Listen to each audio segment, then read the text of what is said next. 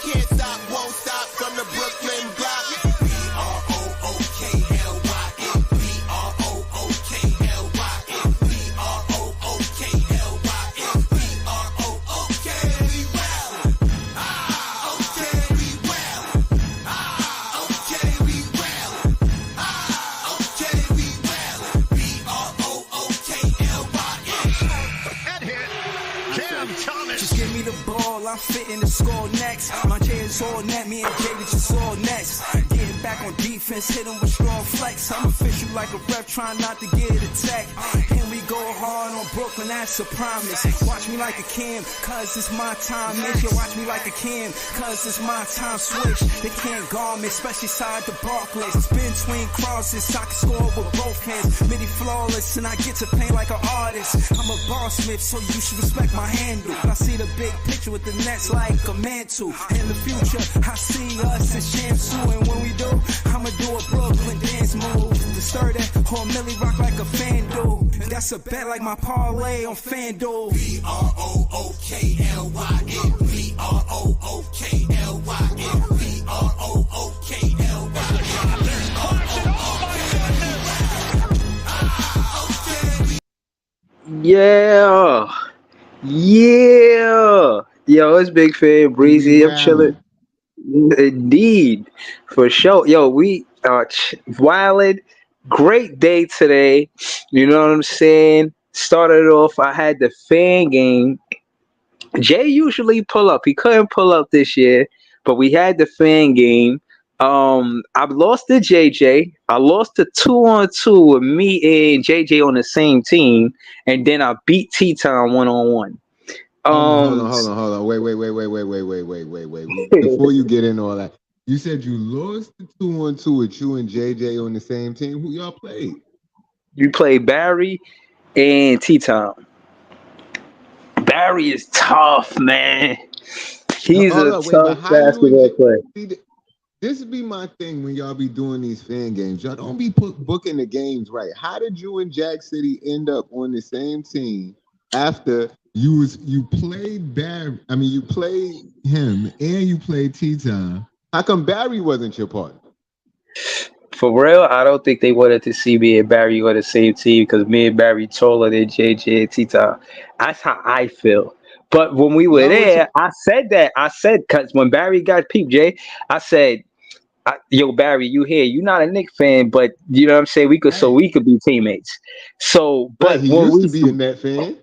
Right, but after that used to also that fan, always a Net fan. First the two Knicks fans. Right, but they didn't want to do it like that. They wanted to do it the first two who hit the jumpers. So when they hit the jumpers, I said the first two captain. They was like, nah, first two on team. So I was like, you know what I mean? All right, whatever. So we got to it, and it was a bad game, man. They whooped our ass to keep it all the way out luck with you, bro. I think Jack City threw the game, so the Knicks, he was on his Mikal Bridges shit. That's funny as hell. He probably did throw the game, man. Word. He threw the game. He wasn't. He could not. Well, Barry was hard to guard. I ain't gonna hold you. I couldn't hardly guard him either. You know what I'm saying? Barry is tough, man. I ain't even gonna hold you, bro. Like this dude could play. I asked him. I said, yo, you play semi-pro? He was he was like, nah. I was like, yo, you should try out for Ice Cube League. He was like, yeah, I gotta be better for that. Shout to Barry. He said he gonna pull up. Shout to Tip Off at Brooklyn Nets podcast. That's my guy Iceman. Subscribe to his podcast. Subscribe to ThisizJaytv. Usually Jay is there, and it's fun when Jay is there. We'll get back to it, but Jay, what happened, man? Why you couldn't come to the fan game today, bro? I went to some weed conference or whatever. I was Lex worked for Joey and shit. So Joey had a performance at a weed conference, and then I was up in there like filming and shit like that. But I visited every table in there. I don't know if I went to everyone. Shout to Supernatural Exotic. Why shout to Supernatural Exotic? That sounds like some pure 100%. You know what I'm saying? Official Chiba. Shout to Supernatural. They got a farm in a grow house upstate New York. I mean, I A think farm? in A Newport whole somewhere. farm. Yeah, whole farm. Gotta be nice. I want to get into agriculture myself. You know? Or you should have been there today, man. There was a lot of people into it. See the dudes that make the fertilizers and shit. Okay. Bodega Boys was there. Weed Maps was there. The ones that be making all the edibles, the gummies and shit. Slave, they was there. They had a Yeah. little, one of them claw machines where that they got at David Buster's and shit. You put but they had weed in that shit. That's funny as hell. You got some? Yeah, I definitely did. And then they What you got? What you got? some peach rings, no mango rings, mango sourdough. Mmm. So, And it's of course weed in it. yeah, THC. Then, Yeah. yo, The it edibles was is a fire. booth in there. It was a booth in there that Fire. dips nuggets of weed in actual gold and make it into chains and earrings and shit. Like it's gold Wow, nuggets, this shit but was it's bud. amazing, bro. Damn. Now, I It's didn't know that shit bud was gonna nuggets. be that fire, bro. That shit was crazy. I remember you telling me about it, and I nonchalantly was like, "Oh, all right, that's dope." But listening to after you being there, bro, that shit sound like some incredible time, bro. Word. Like, But man, on uh, ashtrays and rollers and weed trays and blunt uh, carriers and grinders, all sorts of t-shirt, edibles, bad free shit. nah, that's what's up.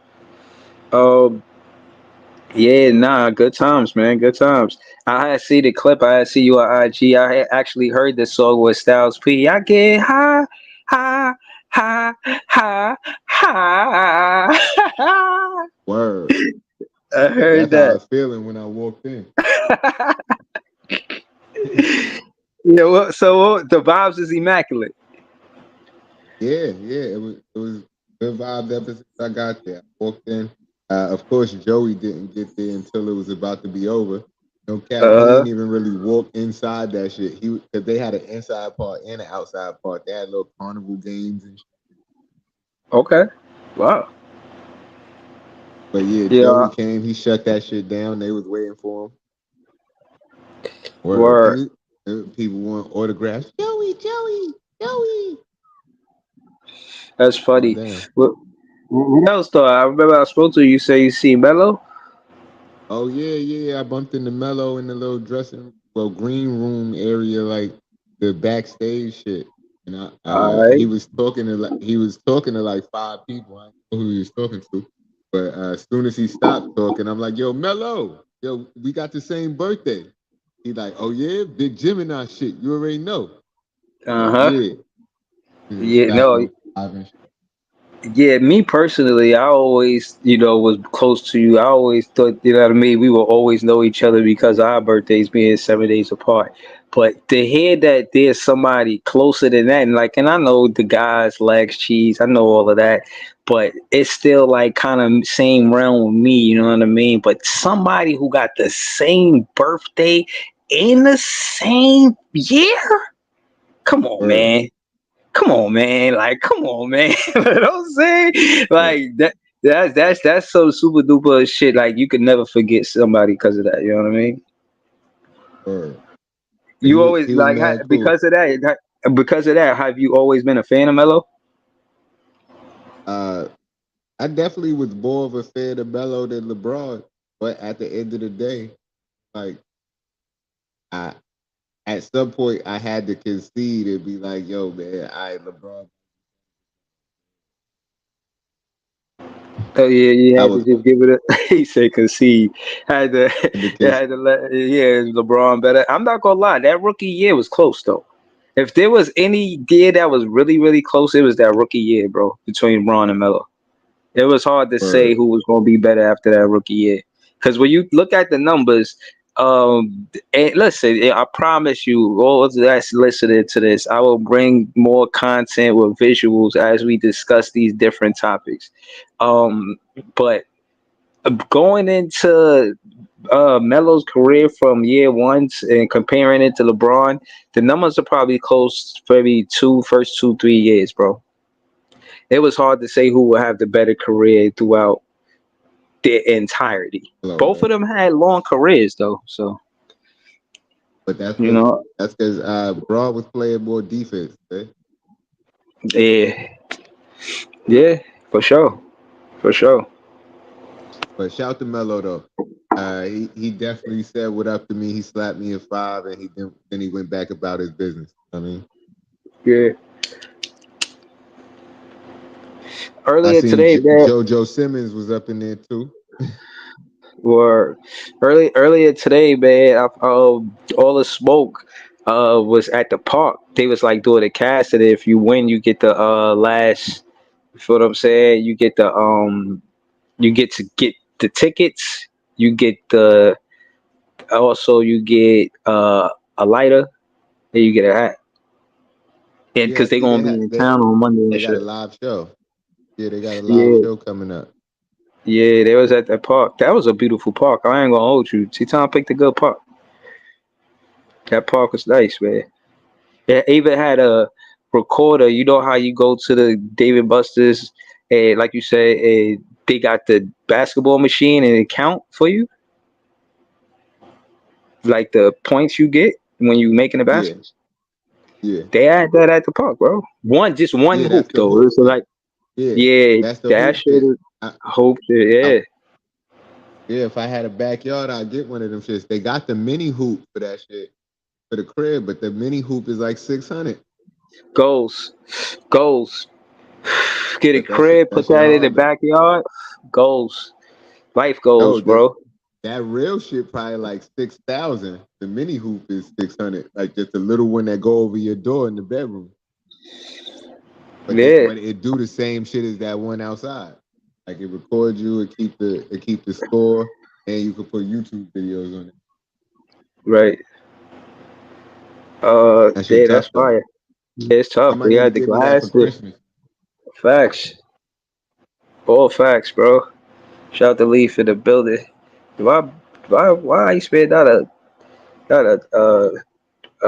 fucking moderator? I can't believe he not a moderator. He must have got a Ooh, new page and then peep shit. Yo, who P, not a what up, moderator? P? Yo, what's good, y'all? Chillin', man. Yo, What's happy good, belated yo? birthday. Appreciate you, brother. Word. Yeah.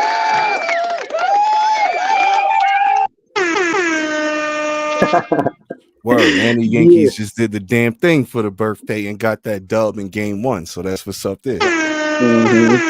Shout to the Yankees. Yeah, yo, and on top of that, you know what I'm saying? I seen you with the pictures on IG, you know what I'm saying? You was fresh. I see you do some wrestling shit. We hit him with the flex for the, know what I mean? For the birthday and whatnot, know what I'm saying? Oh, yeah, with my guy Obafemi, man. Shout out to Obafemi. That dude is the truth. He about to be up next in WWE, man. He a black dude. And you know, most of the time, black dudes don't get the push like they should in that sport of entertainment. So, you know what I'm saying? Like, I'm hyped that he getting that push, man. That dude's a beast. Yeah, nah, that's what's up, man. But kind of dialing it back, man. Again, happy birthday, man. How was your birthday, man? How was it? You know who else birthday it was that I spoke to? Fly. Who? Remember Fly? Yeah. Yeah, his birthday Yeah, I two think days his after birthday was yours. I was about to say, I think it's the 4th. Yeah. Yeah, it's the So fourth for happy sure. birthday to that dude, man. That was That's yesterday. a But fact. nah, birthday was cool, man. You know what I'm saying? Like, just, it was a Wednesday, so I did some light shit, just got some good food, got some good drinks at happy hour, and just enjoyed the day, man. Celebrating life, man. Exactly. Word, Hit man. hit hit on Listen, a man. little parlay the next day, you know what I'm saying? So the luck is good right now. Oh, Shout out to the fwang, fwang, fwang, parlay. fwang. Shout out to hitting the parlay hard. Nah. Gotta Gotta hit hit it it back. out. There you go. Yeah. But nah, you already know though, man. But Jay, I see you Yo, got that picture from the commercial in the pic right there. That's what up right there. Word. Yeah, But yo, Joe Jay. showed me they did some other shit, and I was in it too. Oh, word? Like it was a video they put on YouTube, and they showed Cam Thomas and Trendon Watford giving each other a pound, and I'm in the background.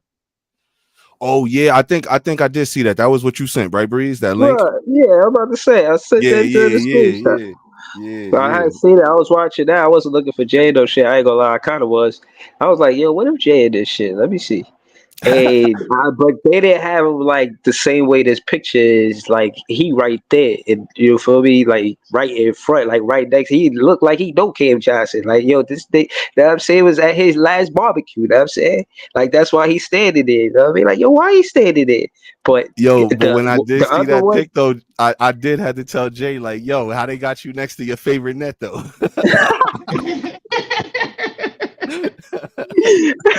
Yo, it's so funny. It's so funny. And the game tapes, yo, if we go back and rewind and find No, there's more to find and listen to Jay takes on the bro, Nets that season, this picture bro, makes it so much more hilarious, bro.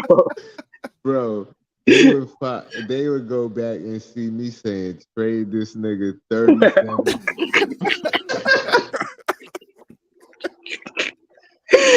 Oh man. Yo, I don't know, man. I still ain't get my invite back to the BK block. Oh, they need to hurry up with that. Yo, BK Block, hurry up. Maybe they did see the game tapes. I don't know. Oh, shit. Oh man, hopefully not. Hopefully not. Yo, but no, but my thing is, over everything. no. But let's do this. Let's let the fans take the players to court, right? And the other way around. Far What as you a said? fan, I'm Take gonna them to tell. court? Yeah, no. All right, keep going. Oh man, I love it. What, you said you was gonna take them to All court? right, Take them to okay. court. Hold on, chill. Yeah, yo, no, serious. Yo,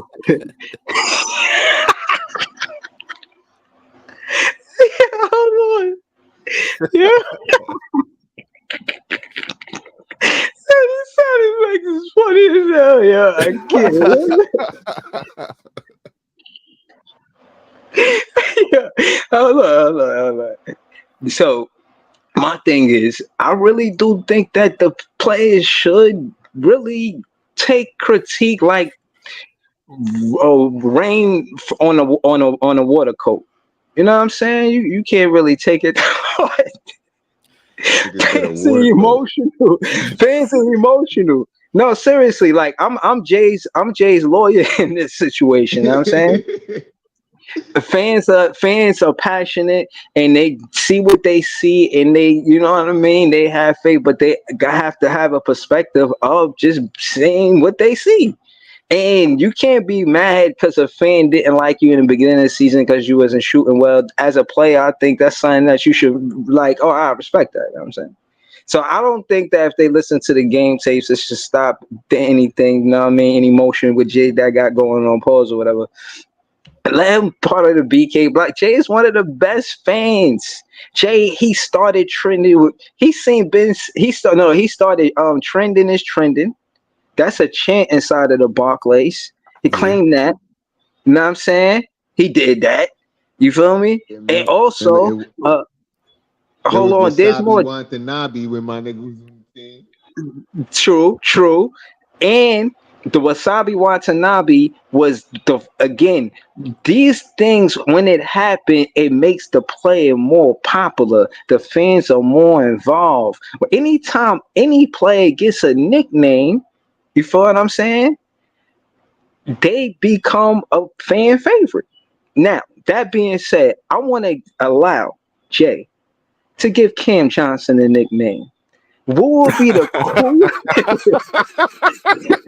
My bad. That shit was funny though, because I already know. All right, my bad. Go. So I'm gonna bring him to the front. I'm going to bring him to the front to allow him to speak to the other fans and those listening, right? So because again, before y'all hear what he has to say, remember he is a pioneer in nicknames and setting a chance inside being there. You know, he was actually there a lot of games. I just want everyone to know that as well. He attended many games. You know, that being said, I digress. Jay, can you explain to the fans what a cool nickname for Cam Johnson is? No, I cannot. I can't do that. I have no idea what a cool nickname for Cam Johnson is. Cam Johnson will and can get a nickname if he do something good on this team. As soon as I see it, because the nickname you can't just give somebody a nickname. Like shit gotta happen to Right. make them Right. warrant a nickname. They gotta be like, woo! Like Right. he gotta do some shit. Like when Trendon was trending, it was because other people was on the team trying to get spots, but Trendon was doing good shit out there. So he was trending in the right direction. And his name is Trendon. You know what I mean? 100% facts. Like Continue. when Wasabi Watanabe got the name, he was hot sauce from the corner, but he was Japanese. So he was Japanese? Wasabi. Right. Right, he Wasabi Watanabe. Like the nicknames come from what you do and how you do it. And this nigga, his nickname was Twin because he can't be Cam because we already got a Cam. So Facts. Cam is not your name. Your name not Cam. That's Cam. Like then he was Twin. Hold on. I would like to. So how is he Twin now? He's not. I want to present more evidence for Jay. There's an actual visual of a huddle of Cam Thomas and Cam Johnson, and somebody says Cam, and they say, "Oh, which one is Cam?" Cam Thomas steps up and said, "I'm Cam." So there's actual evidence when Cam Thomas and Cam Johnson is in the same huddle, and Cam Thomas step up and said, "I'm Cam." Y'all talking about me? You know what I'm saying? Right. I just wanted to. So basically, he got to call Cam. So Cam Johnson got to call himself Cameron, is what you're saying. That's what it sounds like. I'm not saying all of that. No, he can't be Cameron neither, because Cameron is Cameron too. You know what I mean? He just got to be CJ. He just CJ. That's why he need a nickname. That's why he need a nickname. So we gotta give him a nickname by like, I don't know, game 20. I think that's enough work. You know, that's like a quarter of the season pretty much. I think that's enough work to give him a nickname, either good or bad, but it'll be fitting. You know? CJ right now. All right, so let's do it. Because he was a just cool call him guy. by his number. Okay. Oh, what's his number? I don't even know, honestly. 2. Hold on. Yo, I know a lot of other people know his number. He covering the number, man. Like, come on. Yeah, hold on. It's not 0. That's the hold on. It's not 0. That's the Reek Whitehead. He's number 2. No, that's what I'm saying. Like, I just took the whole line. Like, even in his own videos, he'll be number 2. Right. Hold on. All right, he covering the jersey. That doesn't help. I don't think it's. Nah, that makes sense though, because this dude was 1. Right. You know, all right. Like thing 1, thing 2, pause. Yeah, I know what you mean. That's terrible. They numbered themselves after thing 1 and thing 2, kind of. You know what I'm saying? That's kind of terrible. Man, I mean, let's just not talk about. I just want to say, you know, there's a reason why villains are created. Is that fair to say? Yeah, absolutely. Now let's without a villain, what's a hero? Right. There you go. Now let's just dial it back a little bit. If you get drafted, hypothetically, no names on it, just 2 guys. One get drafted 1 year before them. You know what I'm saying? Whatever happened in college. Then the next year, another guy get drafted. So y'all on the same team. Everything's good. Everybody see y'all together all the time. And they just, you know, like, damn, every time I see him, you know, they twins. They don't look nothing alike. Mama's probably never even met. Daddy's neither. But they call them twins. So they got a bond. So you respect it. Ain't nobody tripping. They both from the great state of Pennsylvania. So like that's that's a bond they share. See, that being said, you expect it. Now imagine. Commonwealth, I should say. Yeah, but still, it's still expected. So now y'all get traded together, right? And you noticing different things. Like you feel like he acting funny. Before y'all could link up and chill, and it was always us, because you know what I'm saying? That's what it was. Then he got around his other friends and started acting like, with his college buddies. You ain't go to college with him, right? So you just pros with him. You feel me? You only pros with him. You ain't go to college with him. And I'm saying he just started acting different when he got around his college buddies. Started being distant. He ain't answer his calls. He was too busy to. I'm saying practice with him and shit. Like, you know what I mean? It's just he was just hard to get to. Like it was just accessible for him to get to Mikal Bridges when. Not Mikal Bridges. No pause. Right. Pause. I mean, it was accessible. No, I mean it just seemed like the bond was different. Now, what I will say in a competitive sense, right? Because he helped him get the contract. Like, cool. I ain't even tripping on that. I get that. You know what I'm saying? I would even do that too. Mikal a real one for that, as a matter of fact. But we not talking about that. We talking about acting different. Like, you not acting the same way now that you around these guys. And then this guy leaves where you at, leaves you there. Like, he just left him in Brooklyn. Like, and it's not even like East Coast and West Coast.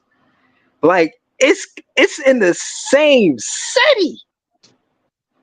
So they ain't really leave him. They still gonna share pizza together. Nah, you think so? They still chill out. They're gonna get coffee. All right, so hold on. In a tramp with a plate of spaghetti and meatballs. But no. Hey, yo, That was crazy. That was crazy. Like, but what I'm saying is, does it make him the villain? Now, like, with that narrative, like, is he the villain to the Knicks? Because then I like Cam Johnson. Pause. No, he's not the villain. Yeah. No, he gotta be the. How does that not make him the villain? How is he a villain? Because the best game he had before he got to the Brooklyn Nets was versus the Knicks. So he been not liking him, and now that Mikal did that to him, he should like really not like them.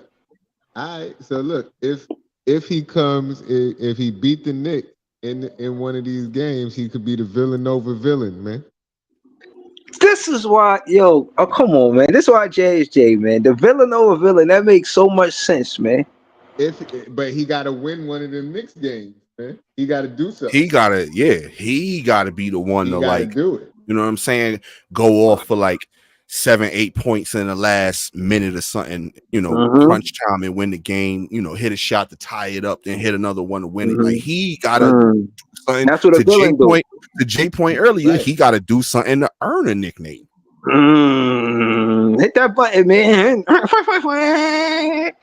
Yo, I got it.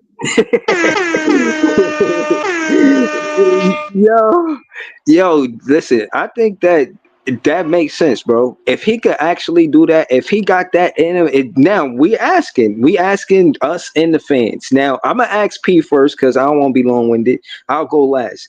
Do you think that he could be the villain to the Knicks, like before because and again, we could tag them on Twitter. Hold up. I think we should put this in like a category for him to be the. Huh? I said he grew a beard. That's some villain shit. Like, to add to your villain persona, you would add a beard to your aesthetic. Right. He been in the gym. He ain't got time for haircuts and shit. Maybe a trim up. Know what I mean? But Right, It's right. too busy playing basketball to get his get back. Now I'm saying he want payback. Know what I mean? Right. That's how you start your villain off. Throw a bid. Right, Yeah, but but this is this the creation of a villain story? That's what, like you said, he no, has to earn it. absolutely not, man. Like this dude. So I love villains, man. My favorite villain of all time is Darth Vader, man. Like he's menacing. You know what I'm saying? He looks menacing. He sounds menacing. That's what a villain Yeah, is supposed to do. Let me right, ask you a menacing, question, no man. doubt. Even if this dude had a freeway bid, what looks menacing about him? Ah, look at the picture right there. He look tough. Look He don't mean. look Oh, menacing, man. look mean, man. Look at him. You He know need a what? I, You know what he looked like. Yo, remember season 4 of The Wire when Michael went off and was like, "Yo, everybody just so damn nice. I don't understand why everybody just so nice. I don't like it because everybody nice." Like you could just say that about how he looked. He just looked nice. Like he looked like if he was in the WWE, he'd be a face the whole time, like a baby face. He would never be a heel, a villain. Like it don't fit him. but again, that's the whole point. He was never the villain. And my thing is, what it does this the villain part of it that I'm trying to push is the competitive side. Because now I gotta say it, the brand of basketball that Mikal Bridges represented playing versus the Knicks was the most friendliest. I don't care if I lose. I love you guys so much that losing is a win because I'm close to you. What? Ooh, So my thing is, ooh. that's not Cam Johnson MO. Cam Johnson should be like, yo, we was at the airport. We supposed to take the cab to lift together. You went your way and I went my way. And we ain't been the same since. You got me the contracts. I ain't never mad at you for real. But the competitive side of basketball, come on, man. Like you gotta feel some type of way. You gotta feel like this picture gotta say standing next to Jay, because Jay's a serious fan, so you gotta be a serious player. You know what I'm saying? He Like, trying to so look serious and he don't in the picture though. Like look at like Jay look more so much more serious than him. Like I can't take him serious trying to look serious. I can't. but that's the thing. He maybe at that time isn't ready, but if he's listening to Big Fan Breezy podcast right now, Yo, he, I'm telling you. Listen, when I was there, man, all of the players was telling me they ready for the season, and they ready. They proving people wrong. Me, they ready to destroy narratives. I don't know. They ready. And Cam Johnson, he seemed confident, man. He ready. He got this little new look going on. I don't know, man. We're gonna see what happens when the season starts. When the first preseason game. It's like October 8th, any day now, yeah. Because Tuesday what's the versus name the played Clippers. yesterday? Yeah, Lakers played yesterday. Celtics and Nuggets played yesterday. So it's right around the corner. I wanna pass the ball to P. I wanna ask him about Kawhi Leonard's comment. P. PSPN. You know what I'm saying? Just give us a quick commercial before I ask this question real quick. Oh no, just tune into the kitchen sink. Go to YouTube in the search bar, kitchen sink, SYNC. And then you'll see the logo that you see right there on the avatar. Subscribe, like, listen to some of the playbacks. We coming with some new content real soon. And then also, we doing a collab with Big Fan Breezy. This is Jay and the 300 pounds of sports knowledge. We doing a nice NBA season preview coming up here. October 17th is the tentative day. So y'all check for that. Facts. I'll be ready. Thank you for that. You know what I'm saying? I'm looking forward to it. Again, I never did nothing with your dude, but I think I watched something with you and him. I'm not sure if it was him. It was like related to baseball, I believe. But I'm excited for it. Shout to Jay. Anytime, you know what I mean? It's fun when Jay on anytime. So we do this regular, like you said. But the question I wanted to ask PSPN is what he thought about Kawhi Leonard's comment. He says, and paraphrasing, I don't I don't want to play 82 games. I want to win a championship. And again, The reason why I asked this question to put context to it is that the greats that we grew up on, they strive to play 82 games. It was necessary for them to play 82 games. I'm not going to say why. That's my question to you. But from that era to this era, how do you feel about his opinion about winning the championship and not being there for 82 games? Well, I'm gonna give you a two-part answer to that. First part is it surprising? And the reason I ask that is because if you really think about it, right?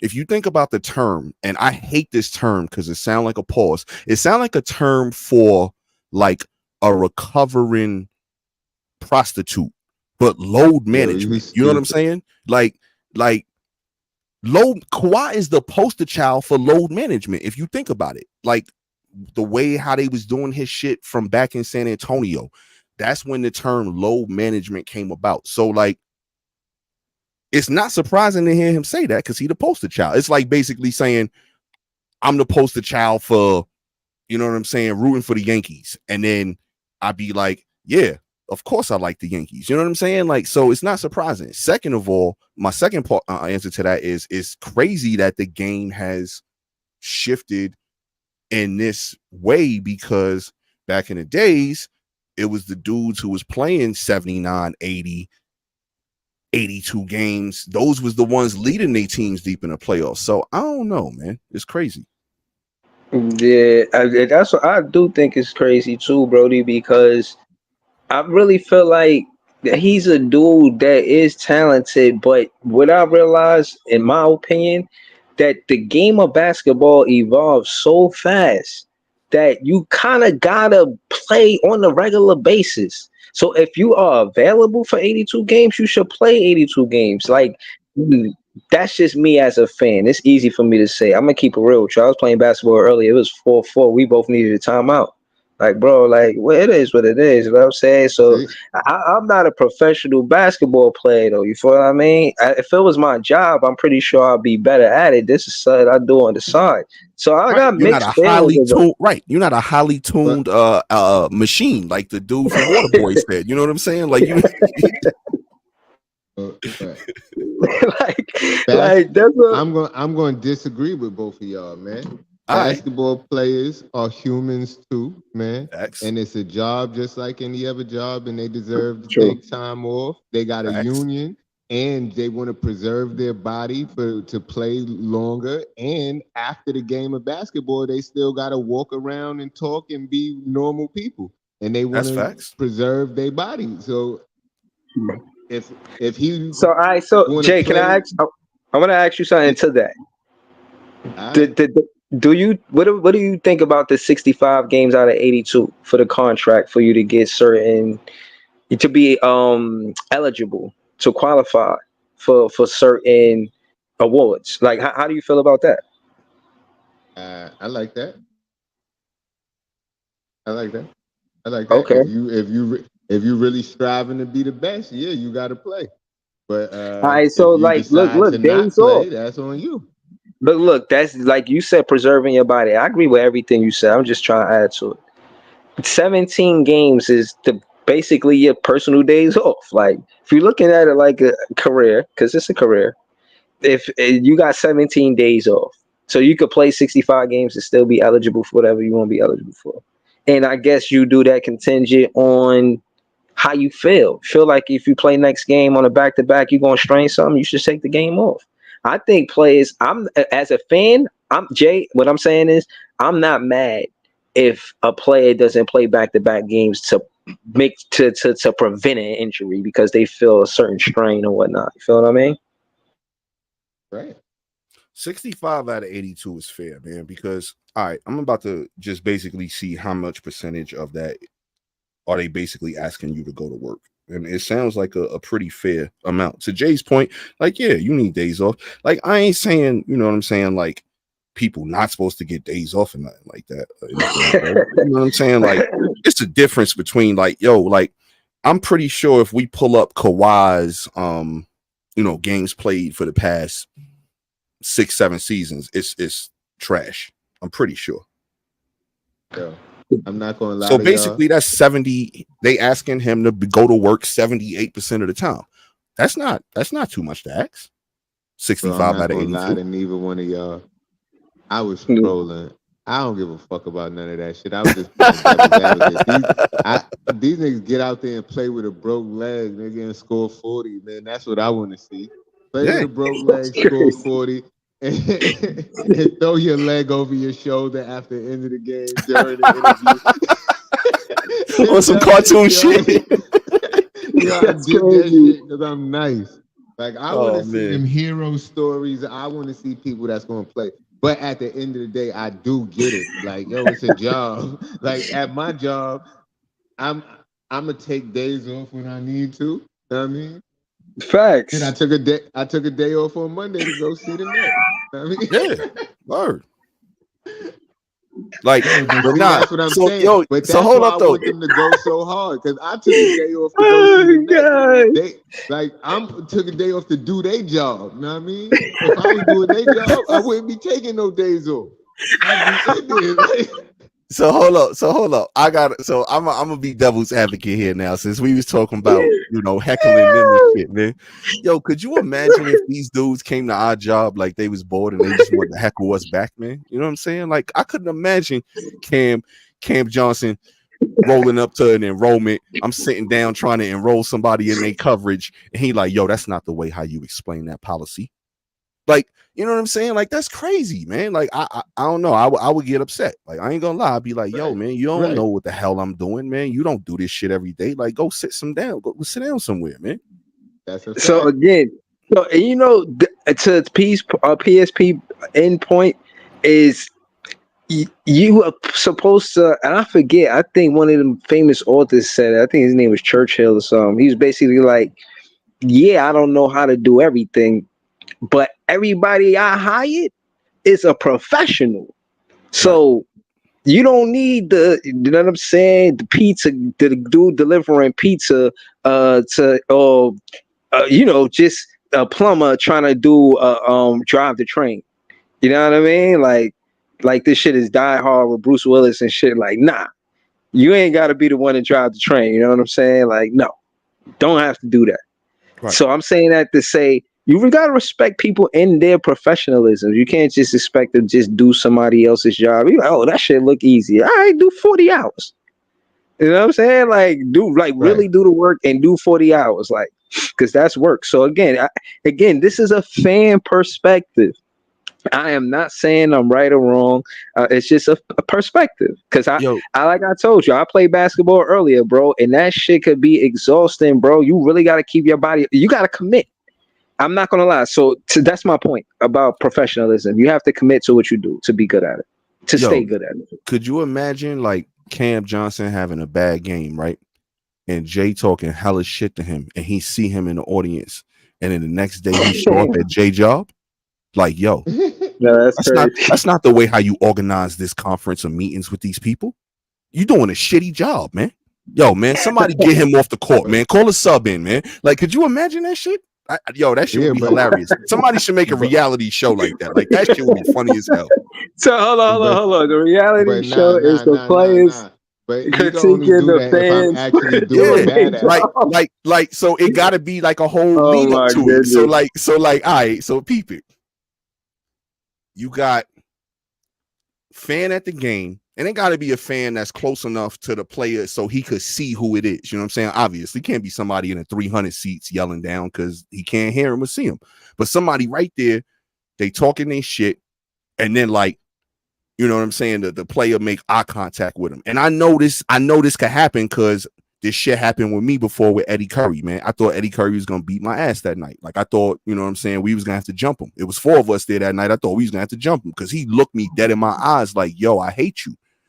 So, you know what I'm saying? Got to be somebody. Yeah, nah, for real. Like, because I call him the Black Shrek. I was heckling the hell out of him. We was at a Knicks game. This is back in the day. But, you know what I'm saying? It got to be something like that to where it's caught on camera to where the dude is heckling, because you know the NBA got cameras everywhere, so they can piece it together.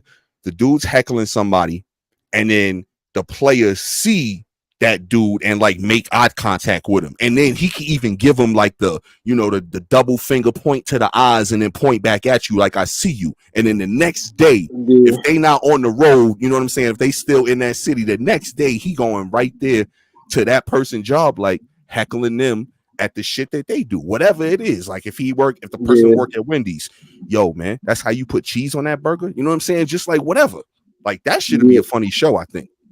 Yeah, like Nah, that, but they gotta it be would be doing hilarious. bad at their job though, because if you doing bad on the court, you deserve these heckles, man. So Nah, if but they then at you work, gotta have making the best burgers, you gotta just eat the burger and shut up. you Nah, got, but now you gotta but have that's it. what You he gotta telling have you it when he both. go. Yo, But hold on. When he go 3 for 20, he telling you to eat the burger and shut up. Right. Nah, But he before, gotta make a better burger than that. but He gotta then make a that on better the flip. burger than that. Now on the flip side, you gotta have one of the fans getting busy too in a reality show. You gotta have a fan like doing their job, elite. Facts. You know what I'm Facts. saying? Yeah. They pull up, It could all Like straight tie this, in. what running I shit. want Yo, you to I want do on the this like court. that. See, Yeah, like you know what I mean? Like that should have make the show funny too. Like, yeah, it's gonna be and that's I guess the theme would be that everybody could have a bad night. You know what I'm saying? Like, be careful of people's feelings, critique their game. You know what I mean? Like, you say, oh, you don't play, you missing mad shots. Because my thing is, as a fan heckling, they could deal with the present. Like, damn, you just missed that last shot. God damn it. But if you like, damn, you missed that last shot, you son of a bitch, all this other shit. Yo, you imagine like Literally yo, I'm comes telling you, different, it'd like, be hilarious, man. Cause like, these dudes go through slumps and shit. So just imagine like a car salesman, because I sold cars, so I know what it's like. You go through slumps and that shit too. So imagine you ain't sell a car all week.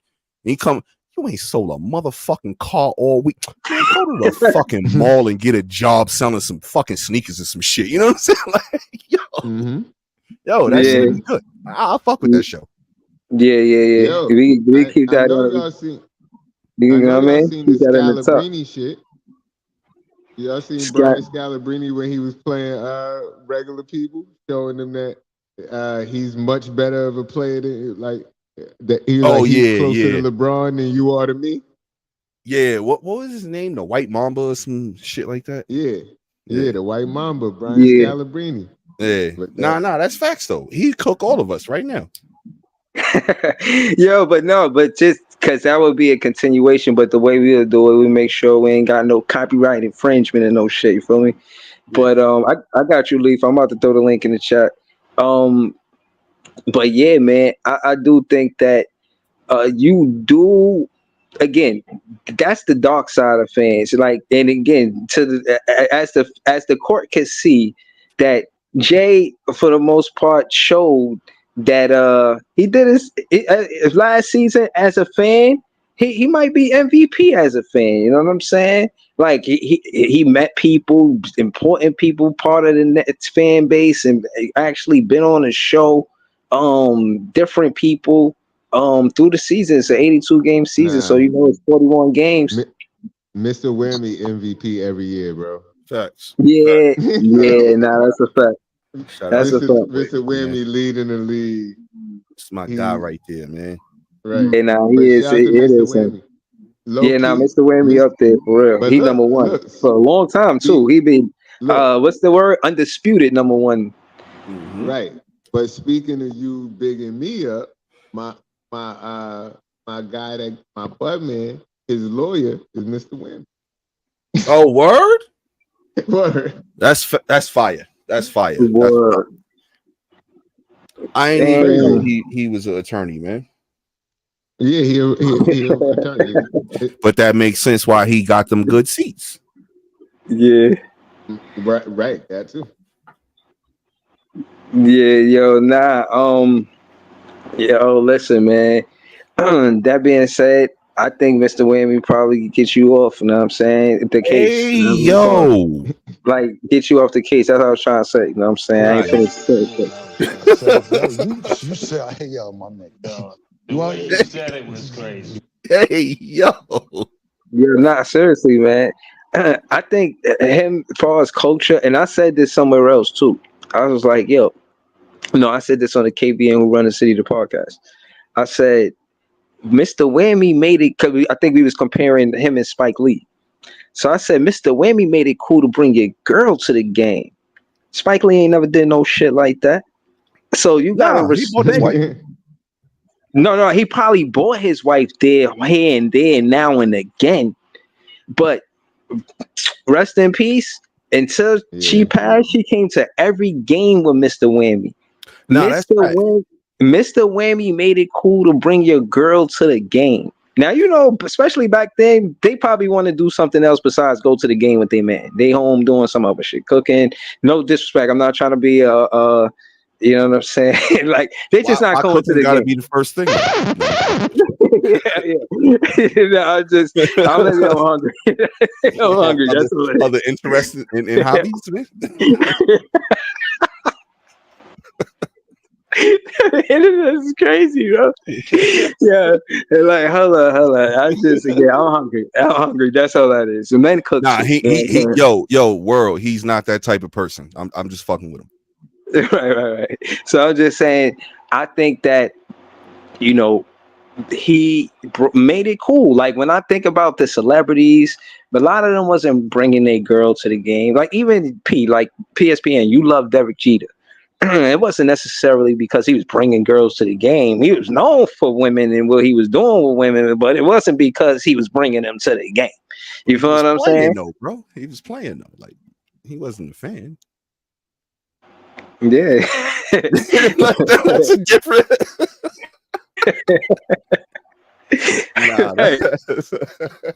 No, but what I'm saying is, all right. So let me be clear. Let me be clear on my question. When you talk about Derek Jeter bringing all the girls to the game, he's more Mr. Whammy than all of us. Exactly. If he brought all his chicks to the game, it'd be like How to Be a Player. Remember when all his shorties showed up at one time? It'd be like some shit like that. Right.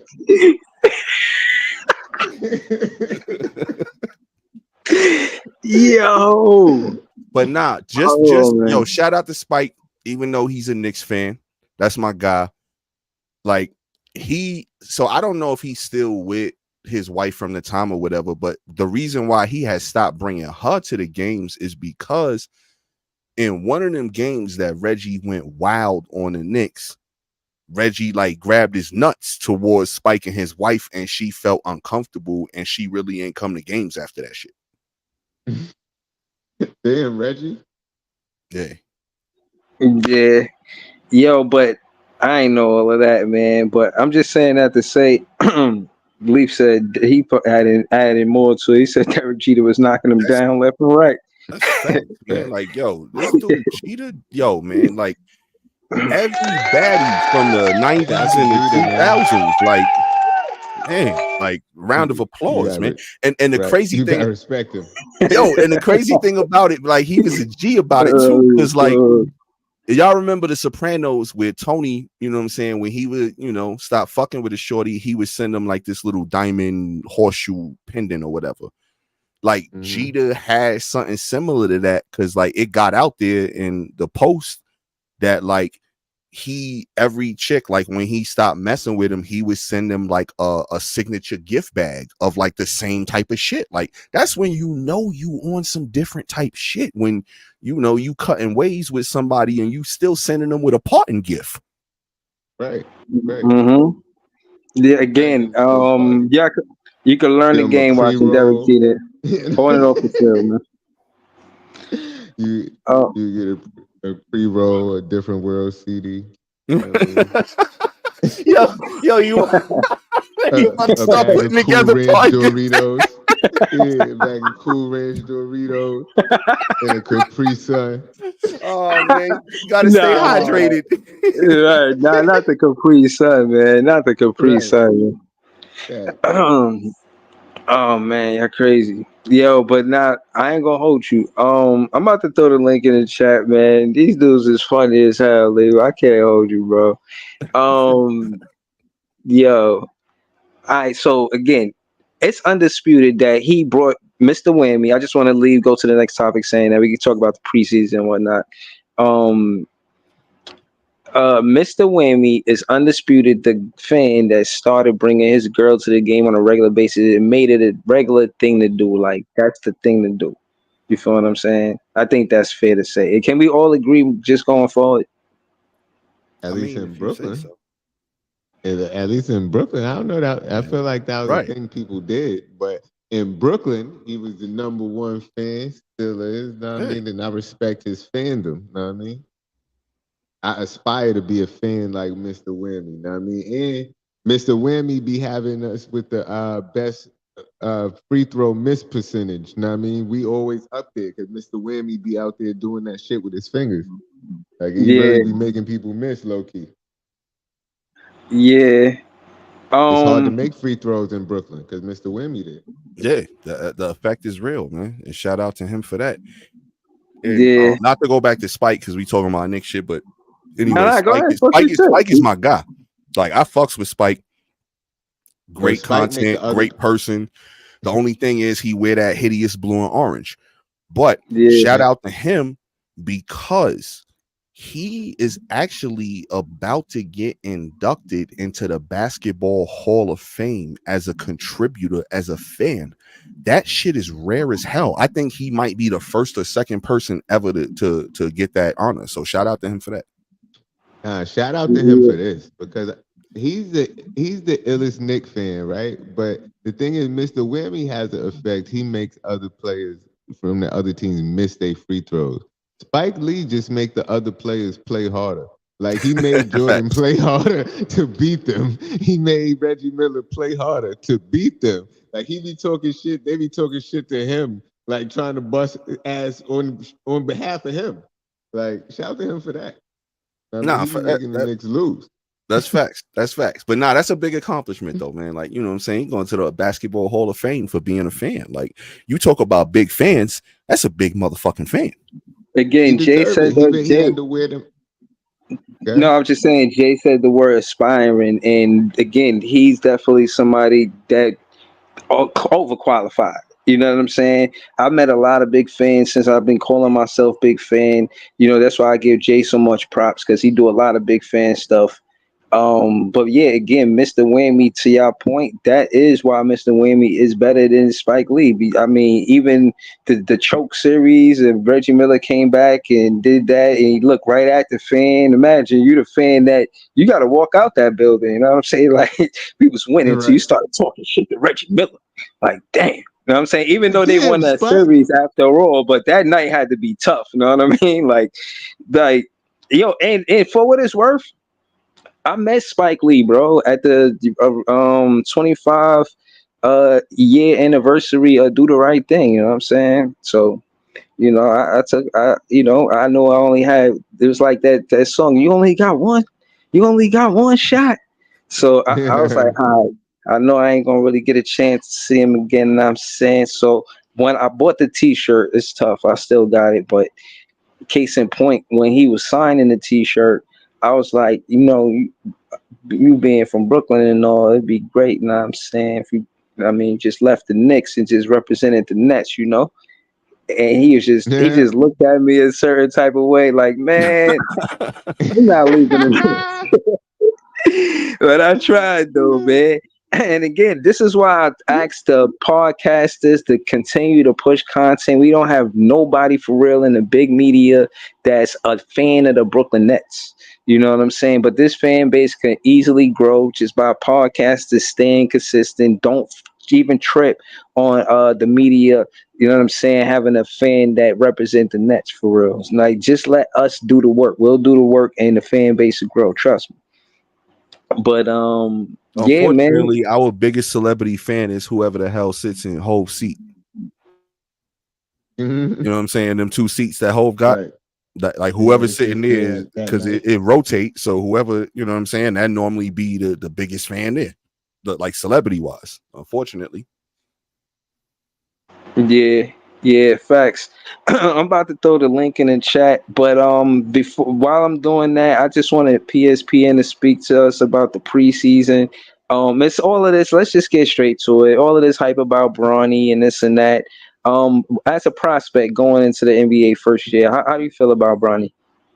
Yo, man, I like what I saw the other night. I didn't watch the game or anything, but I saw a couple of highlight packages, and it's exactly what it is with him is that he gonna play defense, yo. Like that's the thing. Like it's not like he gonna play defense, bro. That's it. Like he not gonna light up the world on offense. He might have one good offensive game out of like every 10 or 15 games or something like that. But he got 3 blocks in his first preseason game, and he's 6'2", 6'3" with 3 blocks. That's what he gonna give you. He gonna give you a couple blocks, he gonna give you a couple steals, and he gonna make life hard on your backcourt, man.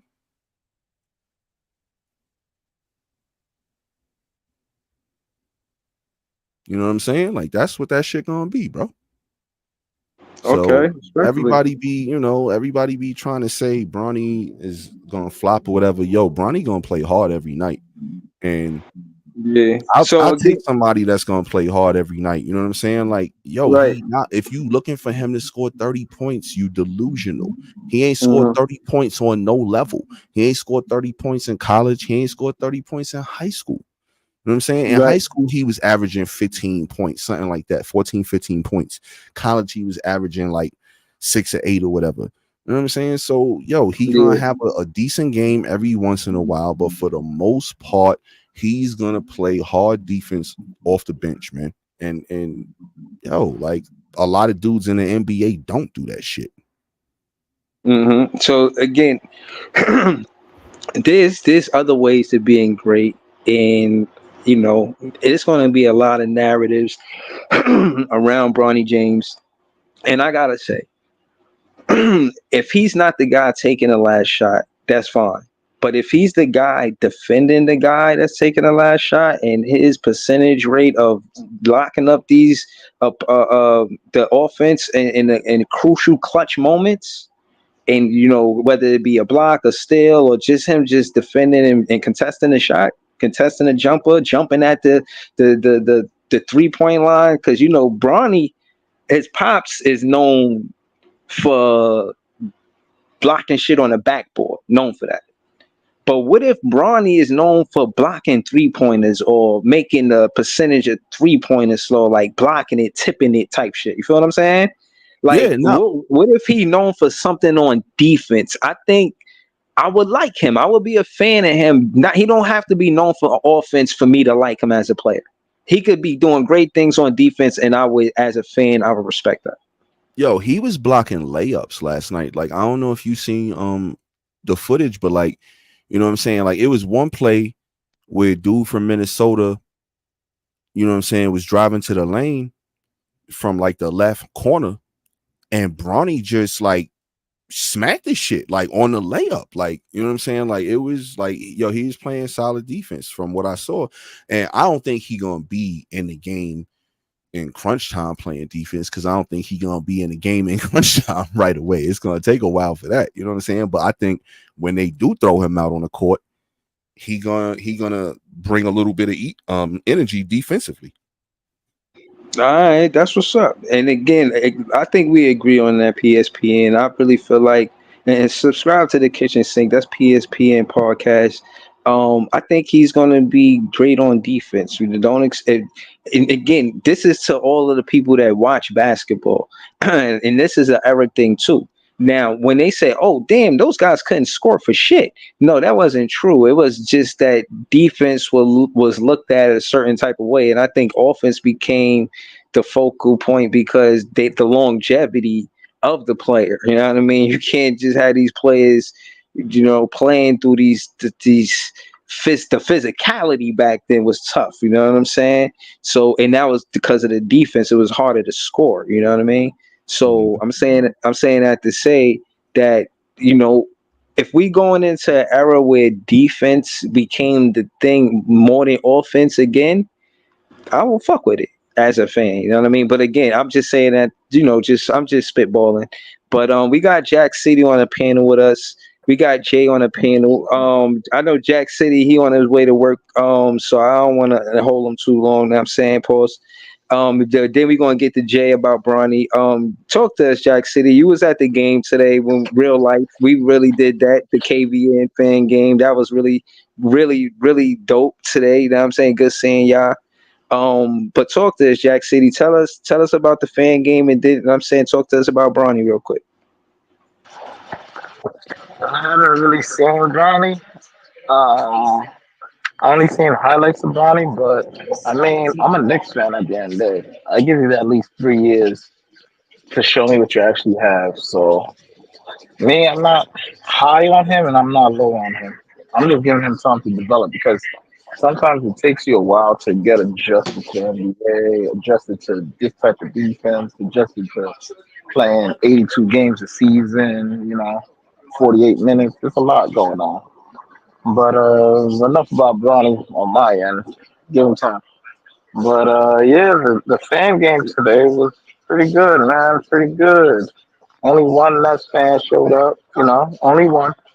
Son is a No, Knicks fan. my son a Nets fan, so that count. That's two. Oh no, he's not a Knicks fan to me. But all right, it's gonna count him. Count him. Yeah, we got a higher ratio of Knicks fans that showed up. There was Knicks fans walking around. You know what I'm saying? Like, you know what I'm saying? Had to, Yeah, had to make a statement when, you know what I'm saying? To remind y'all Breezy of changed the 7-Eleven. date You know what I'm saying? 73 times. That's facts.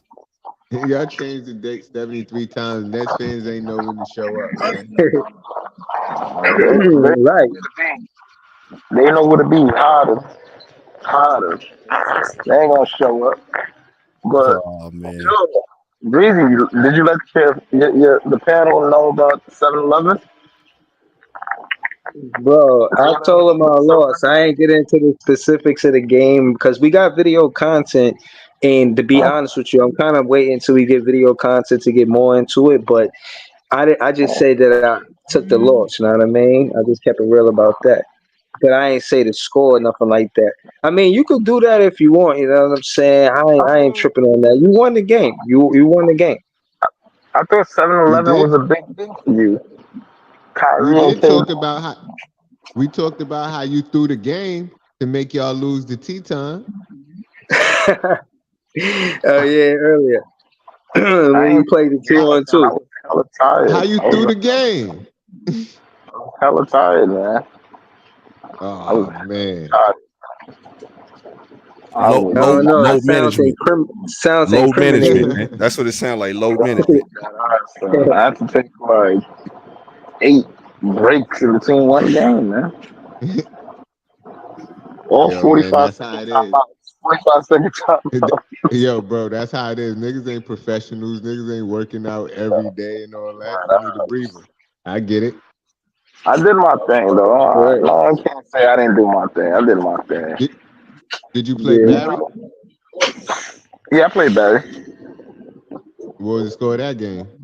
Oh, come on. Come on. Oh, so that means you lost? Nigga, I'm just asking. I wasn't there. Jace just want to recap. Yeah, I was just asking. I wasn't. I played Barry. Yo, You can watch that. But I'm here to heard talk you. to you. You know what I'm saying? If Barry was on Heard you. My fault. Go ahead. My bad. No, but what was the score? What was the score? He didn't ever answer the question. He don't want to answer the question. He just here to talk about the one-on-one with you. I respect it though, because I'm here. Barry not even here. He a man, so you probably want to wait till that man on the panel too for you to know what I mean. Exactly. Yeah, why Jay even brought that up, right? I just asked because they was hyping it up before. Nah. I asked because y'all was hyping it up before. Remember, you was on the panel. Barry was in the comments talking mad shit. You like, yeah, I'm gonna play you. So you was y'all was hyping it up. I asked you what happened, but from the tone of your voice, I hear it. I don't know what happened, man. I don't know what happened. It's a blur. Yeah. Blur. Yeah, you remember our score to the T, bro. It's in my eye. That's all I can say. It's in my eye. Yeah, hold on. Shout out to Marcus. He just became a YouTube member. I want to say thank you. I appreciate you, Brody. Facts, man. Um,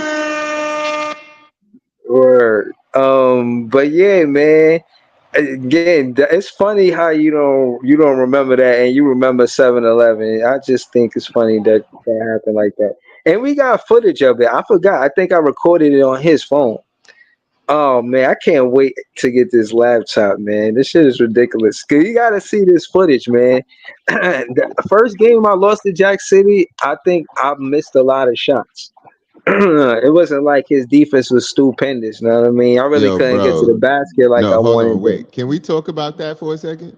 Your What? shot selection in that first game versus Jack City was horrible. I watched some of it, and I couldn't watch the whole thing because you was like driving to the right side of the rim, but shooting left.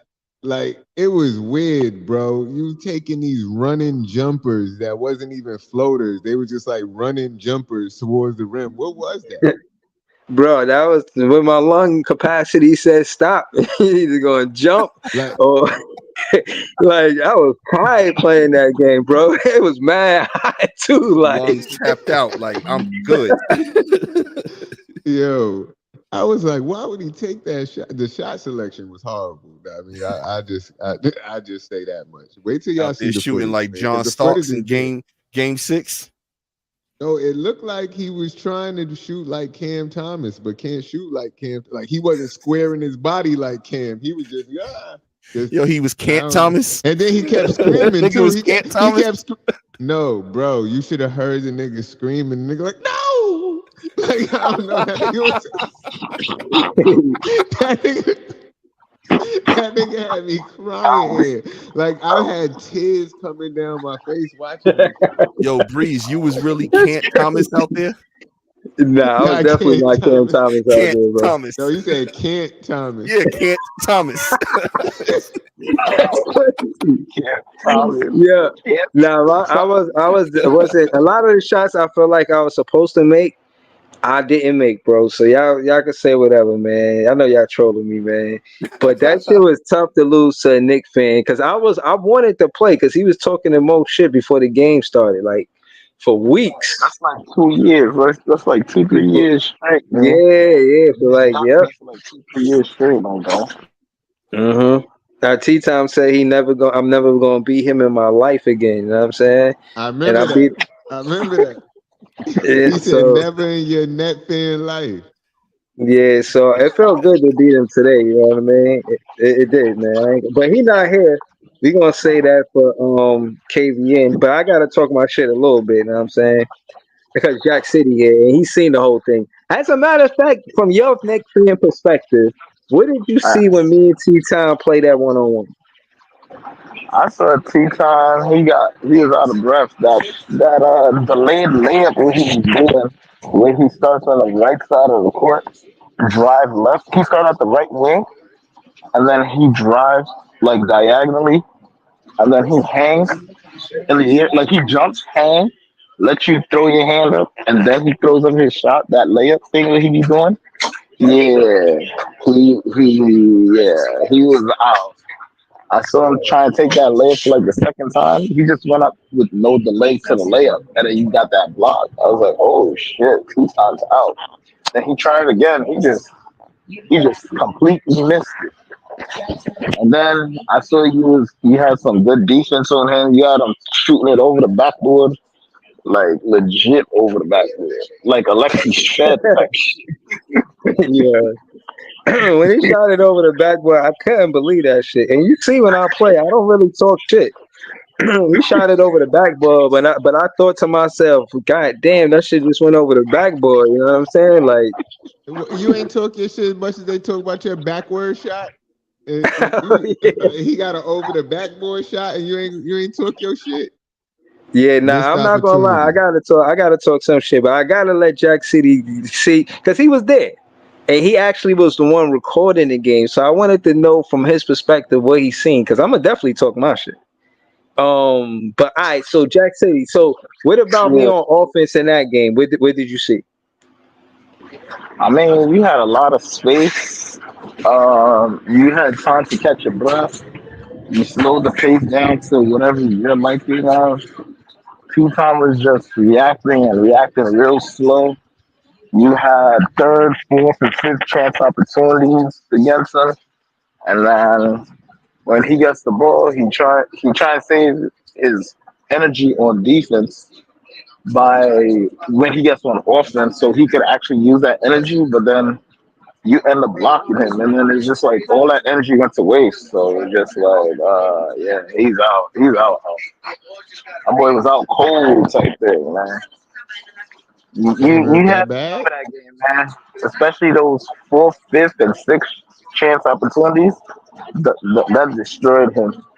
But T Tom had a Julius Randle basket on you too. I'm not even gonna lie though. That's some Julius Randle esque. That Hold on, hold okay. on, hold on. Y'all know I don't never cut y'all off. Y'all know that. Marcus, he threw a $5 super chat, so I gotta read the super chat. Shout out to Marcus. He just became a new member. You know what I'm saying? And he just sent the super chat. So I want to say thank you again. 1,000 thank yous. He says, I'm a Timberwolves fan, but I love your basketball knowledge and content along with your panel. I root for the underdogs. I hope the Nets do good. I appreciate this comment because these are my guys. I'm talking 100 grand pots and pans. Pots and pans before 100 grand. I mean, it's like that. But case in point is, yeah, these are really my guys. Like I know them in life, in real life. Not like, not to say that the internet ain't real life, but like we grew up together. Let me say that we family. We done But smoked like 1,000 splits together and more. right, right, right. Just look Word. at it like that. You know what I'm saying? But yeah, man. Let's get into that because he say he's a Timberwolves fan and there's a Knicks fan here, and you know, yeah, I just did the trade, so let's get into some of that. How do you feel about Randall being on the Minnesota Timberwolves? And I'll ask you this. I asked P this earlier, but I'll ask you this as well. Do you think that uh do you think that, and again, you're great. You're part of the panel too, Jack City. So I don't want you to think he ain't talking about you too. You too. But do you think that this makes Julius Randle a villain after this trade? You can never be a villain when you get traded. If you decide to like, all right, perfect example. Hold on, KD. let Jack Oh, City answer it because I thought you was throwing it out there for anybody, but my bad. yeah. Now you next, KP. I'm gonna go last. So far, I'm on the same page as you. You can't be a villain because you got traded. It's not like he demanded a trade. He never demanded a trade. Had Right. he demanded a trade on his Kristaps Porzingis, maybe it would have been different. But but Kristaps, he didn't demand it in public. He demanded it and like when it was time to sign the contract. So he didn't like what he saw, so he demanded a trade. Yeah, but so I heard. But yeah, Randall's good with us. I mean, he's He still good good with with us. y'all. Hold on. Let me just give context to my question. Does this make him the villain because before he got there, the Knicks was talked about bad because they were super duper trash, and also I'm not done. And after that, y'all asked him to take less money in future hopes of building a team. Now, if y'all got Randall and Cat on the same team, then it makes sense for him to take that pay cut. But in where he was in his career when he signed that contract, he could have got more money. And for y'all to trade him like that is why I feel like he's a villain. Okay, Nah, let me he's not bring a more villain. context to the situation. For y'all to trade him like that, y'all backdoored the man. Y'all said, "Oh, we're gonna bring you in a situation where there's gonna be other talent around you to give you a real chance to win," and it all came from him and playoffs that Tibbs and Randall led, but spearheaded the Knicks going into the playoffs, losing to Atlanta Hawks in that first round. And when y'all lost to that in the first round, that was the reason why they said we're going to build around Randall. But it became real clear that it wasn't Randall's team as soon as Jalen Brunson got on the team. So again, I pose this question. Y'all traded Randall, and to make matters worse, to make it nasty work, I definitely want to hear what P got to say. And I'm not even going to say that. I'm going to say that for when PSP answer this question. This is why I consider him the villain, Jack City. Why would he be good with us? I don't think he's a villain, but what I think, did he get lowballed?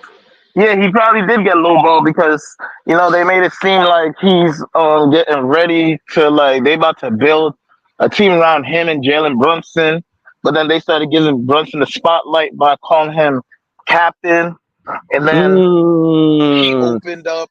He opened up. I think it was a school or a hospital, some shit like hold that. on. Even Adam, hold on, Talk that I'm shit. answering you.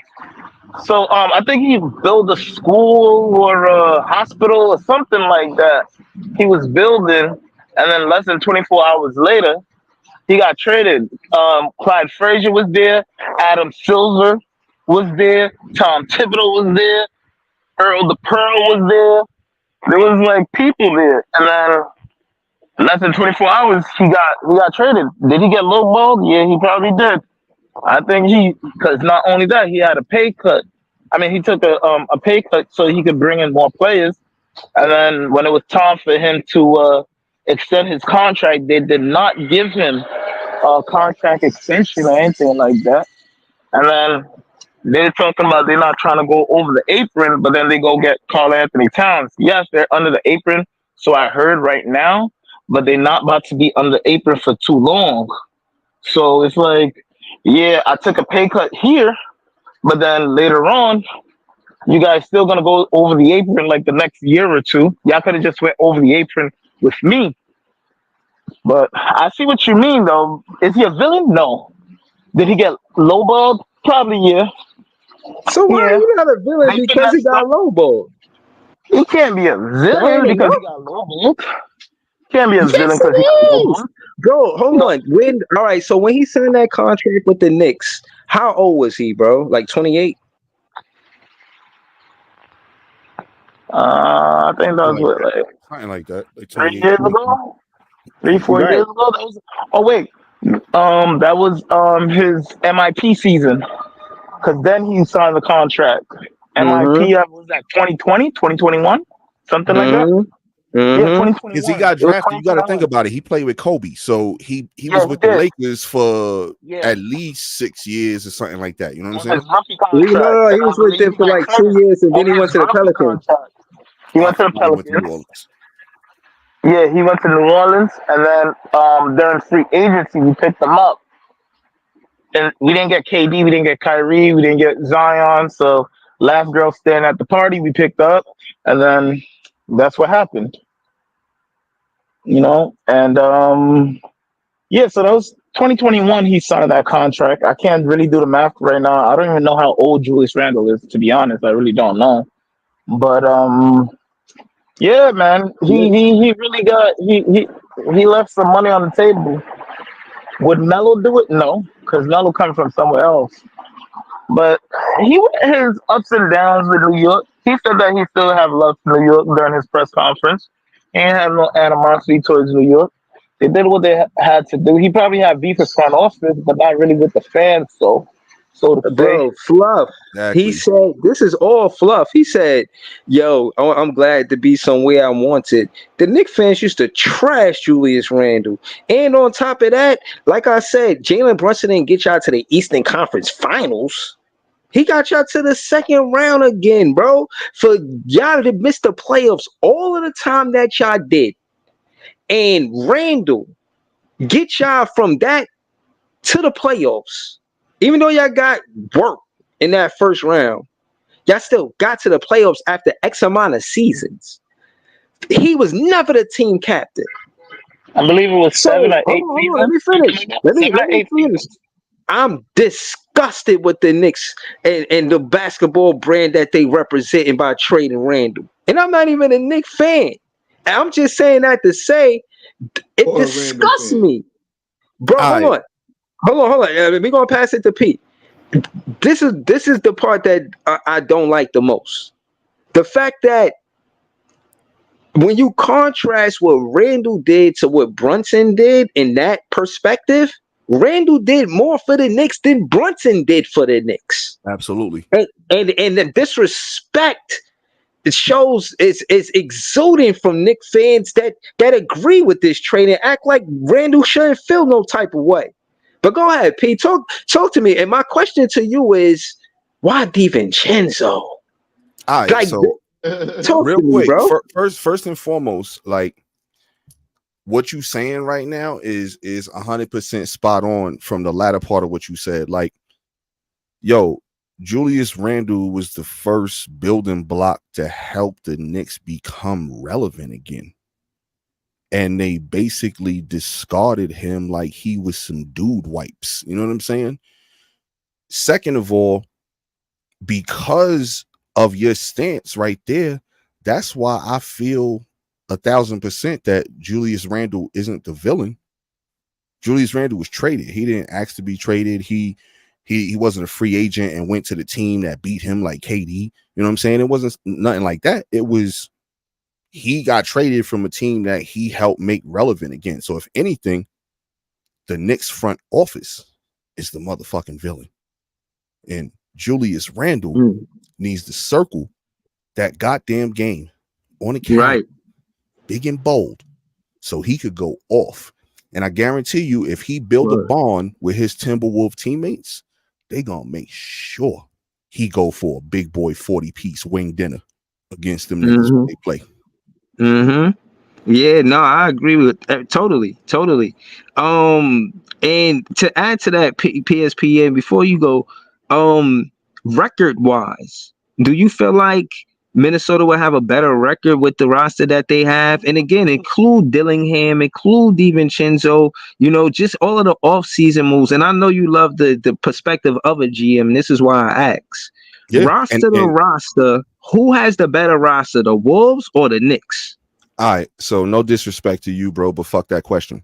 Me and Jay was talking the other day, and I basically told him Minnesota fumbled the bag if they really wanted to get better. Because in my opinion, they didn't really get better with this trade. If you think about it, Cat for Randall is essentially a swap. It's not, it don't move the needle no way. They got another power forward. Naz Reid on the bench, hungry, waiting to get inserted into that starting power forward role. They picked up DiVincenzo and a first-round pick. The first-round pick is protected, I think, lottery protected. So that ain't shit. You might as well say it's a late first-round pick. My point is here, the reason they fumbled the bag is because if they really wanted to make a move, if Minnesota, and shout out to the Minnesota fan who, the super comment, I want you to listen to me on this, and I want you to, Marcus, I want you to feel me on what I'm about to say right quick. Yo, imagine if they would have made a move with New Orleans. And here's the move that they could have made. They could have gave up the same thing that they gave up. They could have gave up Cat to New Orleans. They could have got back, in my opinion, Brandon Ingram and Jose Alvarado. No first-round pick. So they wouldn't have got that bullshit first-round pick that they got back from that deal. They would have just got Alvarado, and they would have got Ingram. I think that move moves the needle so much more because now Conley can now take even more of a reserve role and just kind of be a player coach. And you got Alvarado and the rookie Rob Dillingham because he gonna do his thing. You got them running the one together. You got Ant-Man at the 2. You got Ingram at the 3. You got Naz Reid at the 4, Gobert at the 5. You got Jaden McDaniels now coming off the bench, being the super stopper.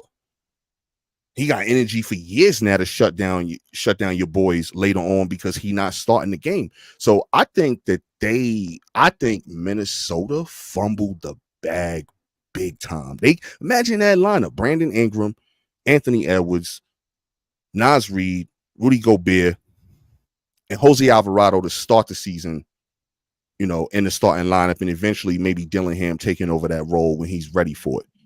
Yeah, but both teams gotta say yes. You know what I'm saying? Like New Orleans would have said act yes. like But bro, here's why New Orleans would have said yes. I just want to say this before you say that.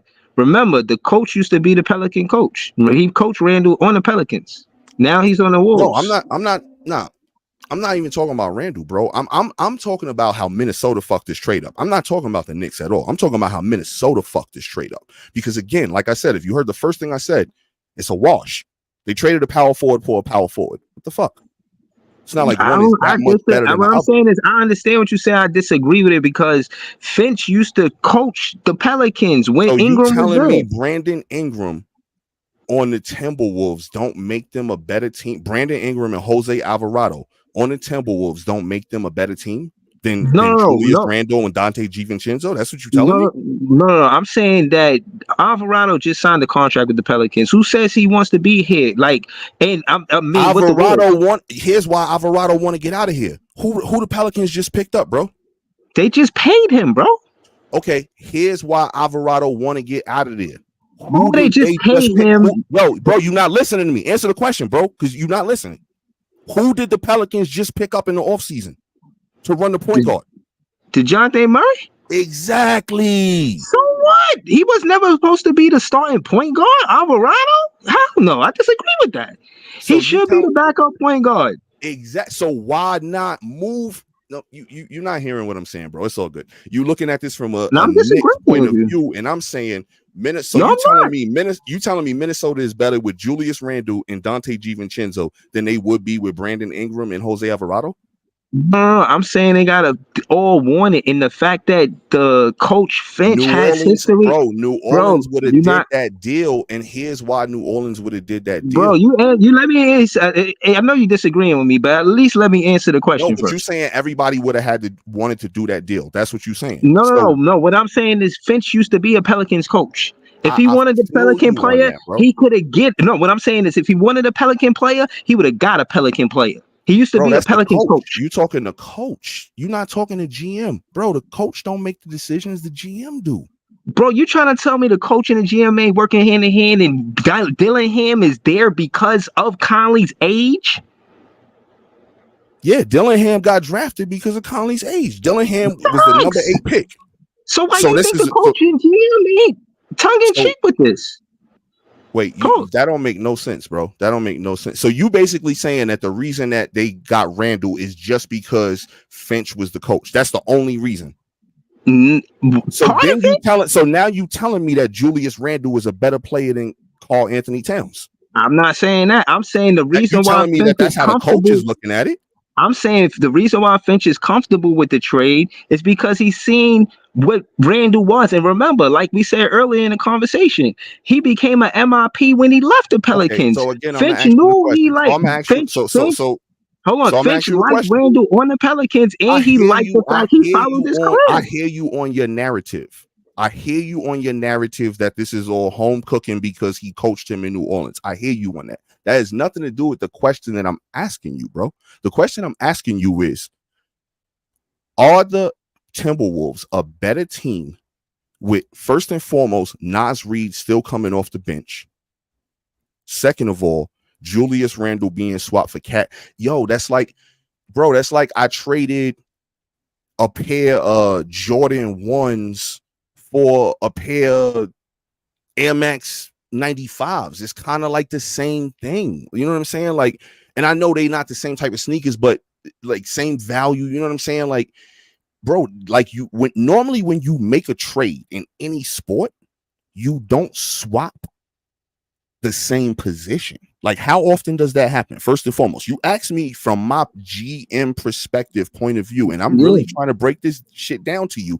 You don't. How often do you see a quarterback get traded for a quarterback? How often do you see a center get traded for a center or a pitcher get traded for a pitcher? You don't see that shit happen often. Normally, when trades occur, it's to address the weak spots on your team. And if you have a wealth of something at a certain position, that's what you trade. The Timberwolves had a wealth at power forward because you got Karl Anthony Towns and you got Naz Reid, who would start on probably 22 of the 30 teams in the NBA at power forward. Okay. So you got both of them at the same position. Now you trade one of them for a same power forward. That makes no sense. If you know in your starting lineup, your 2 weak spots are point guard and small forward, why not address that with the wealth of your riches? That's how you make your team whole. Fuck having a relationship with somebody years ago. That don't got nothing to do with making your team better.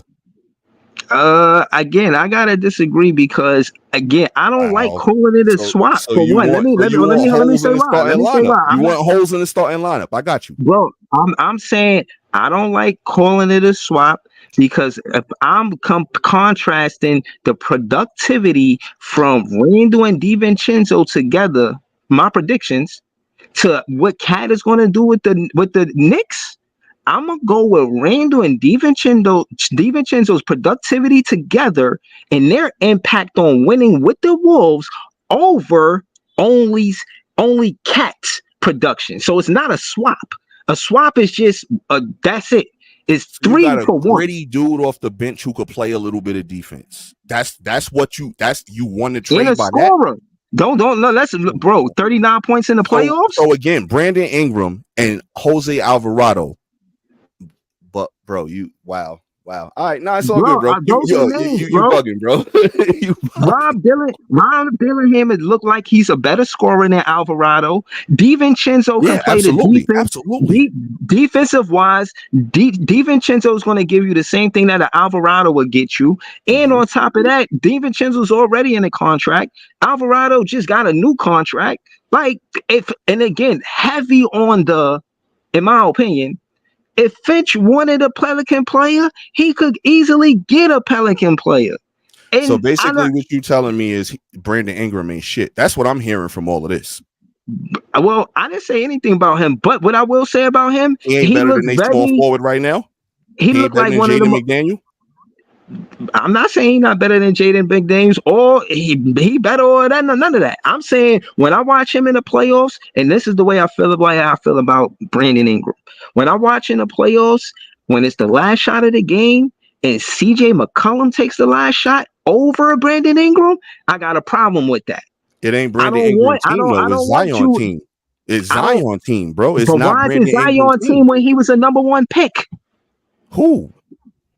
Zion was a number 1 pick. Brandon Ingram was a number 2. Brandon Ingram was a number 2 overall but he pick was there for another organization. Bro, he was there first though. Okay, but Cam Thomas is here first, and whoever we draft number 1, 2, or 3 next year it's going to be their team. Bro, you got to understand how this shit works. Slowing it down, Brandon Ingram was out there without Zion. Zion was hurt in that series. So if it's only Brandon Ingram and CJ on the floor together, and CJ get the last shot, you ain't got the give me the damn ball type of energy. And no, I don't want him on the Wolves because he not that guy. So he got to have that energy when Ant is on the team. That's what you're saying? I'm saying he didn't do that when Ant wasn't on the team with the Pelicans. So why would I want him in the playoffs? Listen to what I'm saying though. Like, again, Brandon Ingram is an upgrade at the position. Jose Alvarado is an upgrade over Mike Conley at the position. Julius Randle is a wash to Cat at the position. DiVincenzo. Okay, fine. Now you got him to come off the bench and bring energy. If you would have made the trade for Brandon Ingram and Jose Alvarado, now you got Jaden Daniel to play the DiVincenzo role. And in my opinion, Jaden McDaniel is better than DiVincenzo. So, bro, like, you got to understand the Knicks the Timberwolves dropped the ball because if they would have been a little bit more diligent with their shopping, they could have made a better trade. That's all I'm saying. I feel you, but at the end of the day, listening to that soliloquy, I'm thinking, what did DiVincenzo do in the playoffs and what did Brandon Ingram do in the playoffs? DiVincenzo played better. If you comparing the two, bro, I can't even. I gotta light up another spliff if you compare. Bro, I'm about to light one up too. Hold on. DiVincenzo played better in the playoffs than Brandon Ingram. He did. DiVincenzo had a better playoff series than BI. He did. So what I'm saying is, if I'm a GM and I'm looking at us going to the Western Conference, I'm not worried about us making the playoffs and who's the better player. I'm looking at the production in the playoffs. Who got busy? And when I look at Brandon Ingram, his contract don't scream. His contract and what's going on with that situation don't scream he need to be with us in the playoffs. When I look at Ingram? DiVincenzo, looking at that contract and his productivity in the playoffs, oh, as a GM, this is an easy choice. How the fuck they even give us Randall and DiVincenzo? Like, I think they won the trade easily. Hands down, they won the trade. No, Hands I don't down. think so. I don't think so. You think Caddis make the Knicks better? I think neither one of them won the trade. I think it was a bad trade for both teams because it really didn't do much for either team. I disagree, and I man. told Jay this the first night when we was talking about this shit. I was like, yo, bro, neither team won the trade. The fuck did they really do? Like, it's trades where no team wins, and this is one of them. I disagree with that. Jay, how you feel about the trade, Jay? Jay, you there? Fuck. I don't care, bro. Honestly, like I don't care about Knicks business. Send Randall somewhere. He ain't got no handle. But like I said before, I feel like the Knicks, and I always try to find ways to see what the Knicks did wrong. And I feel like they traded their TNT. They traded their toughness and their togetherness. Randall was the toughest dude on their team, and they traded away some of their Nova chemistry by getting rid of DiVincenzo. Great move. Yeah, I think that was real stupid with trading him for that, because that's the whole shit that they tried to rally people around, and then before it even got to game one, they blew that shit up. That's why I think it was a stupid trade for both teams, which is why my point from the beginning was Minnesota could have made a better trade for themselves. Do I think the Knicks could have made a better trade for themselves? Probably not, because the way the Knicks roster is constructed, they kind of balanced all across the board in the starting five. So they didn't need something to enhance their starting five. So Minnesota could have enhanced their starting five. Now they didn't. Well, if Brandon Ingram and Alvarado go to Minnesota, they the number one team in the West by far. They got the softest center in the NBA, but they traded this tough dude for a soft dude. That's how I look at it. Yeah. Traded somebody that was tough for somebody soft. That's going to be real interesting to see how he fits in with the grit of that team. And I know he's played for Tibbs before in Minnesota when Tibbs was there, but what was that relationship like? We'll see. I just think it was a stupid trade for Minnesota. I really do.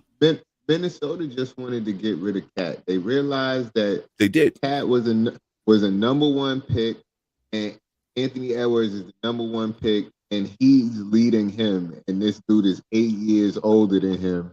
And you should be the veteran on the team, Cat, but you're not the veteran. This young kid is leading you. So get you out of here. We don't need you, obviously.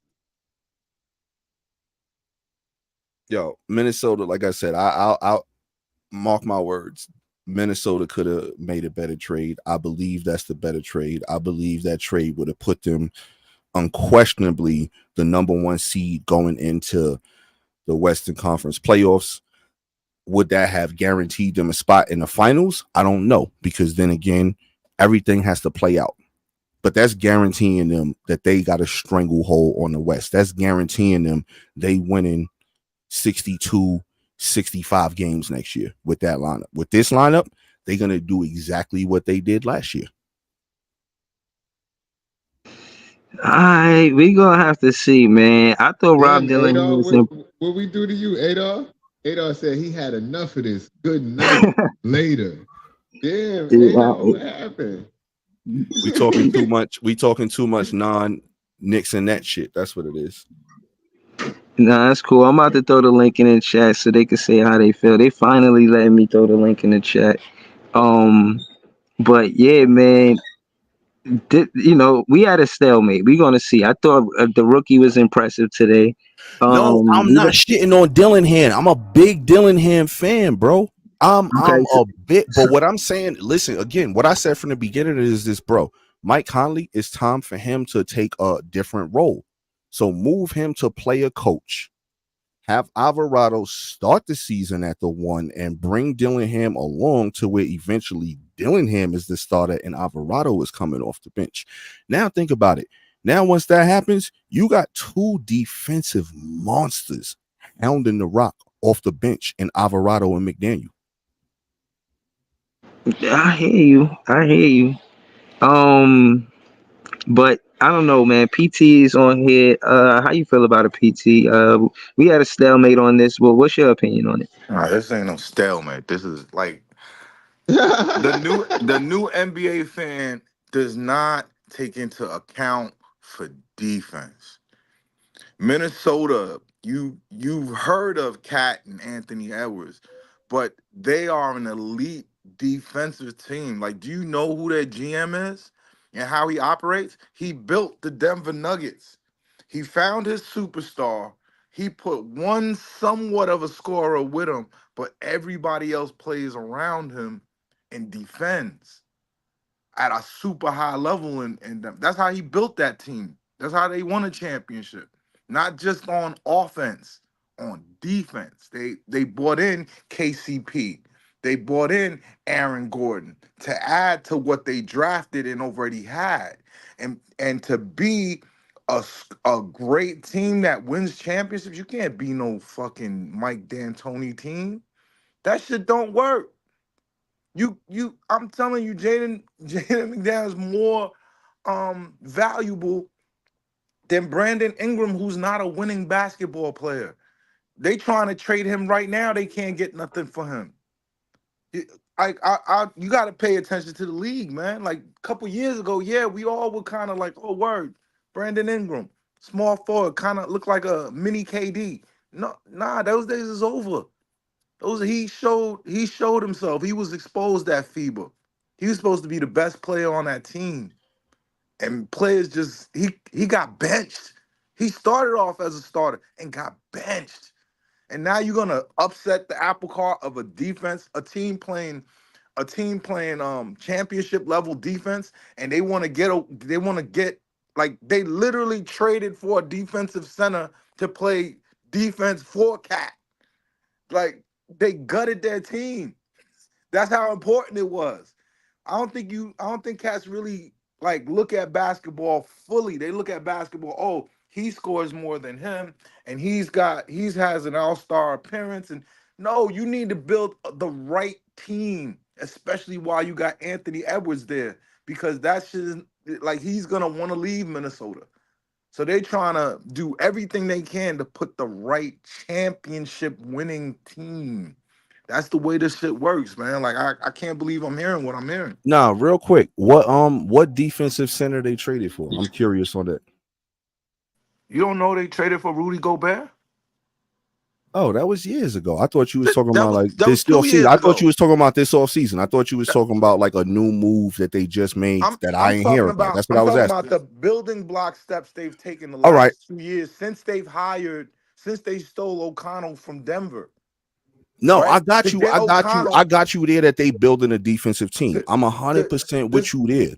That's this is they calling card is defense. But right, but they don't. okay, But it's not like they're not gonna score because they have the next NBA scoring champ on their team, right. and But they now, but have you players who acted get but in the way where how they you was fit in. saying that, like with Brandon Ingram is like I'm saying he's supposed to come in there and be the number one or number two option. On this team, Brandon Ingram would be the number three and most nights number four option. Because again, I don't think motherfuckers What give Nas Reed enough credit. what has Brandon Ingram's defense look like in playoff games?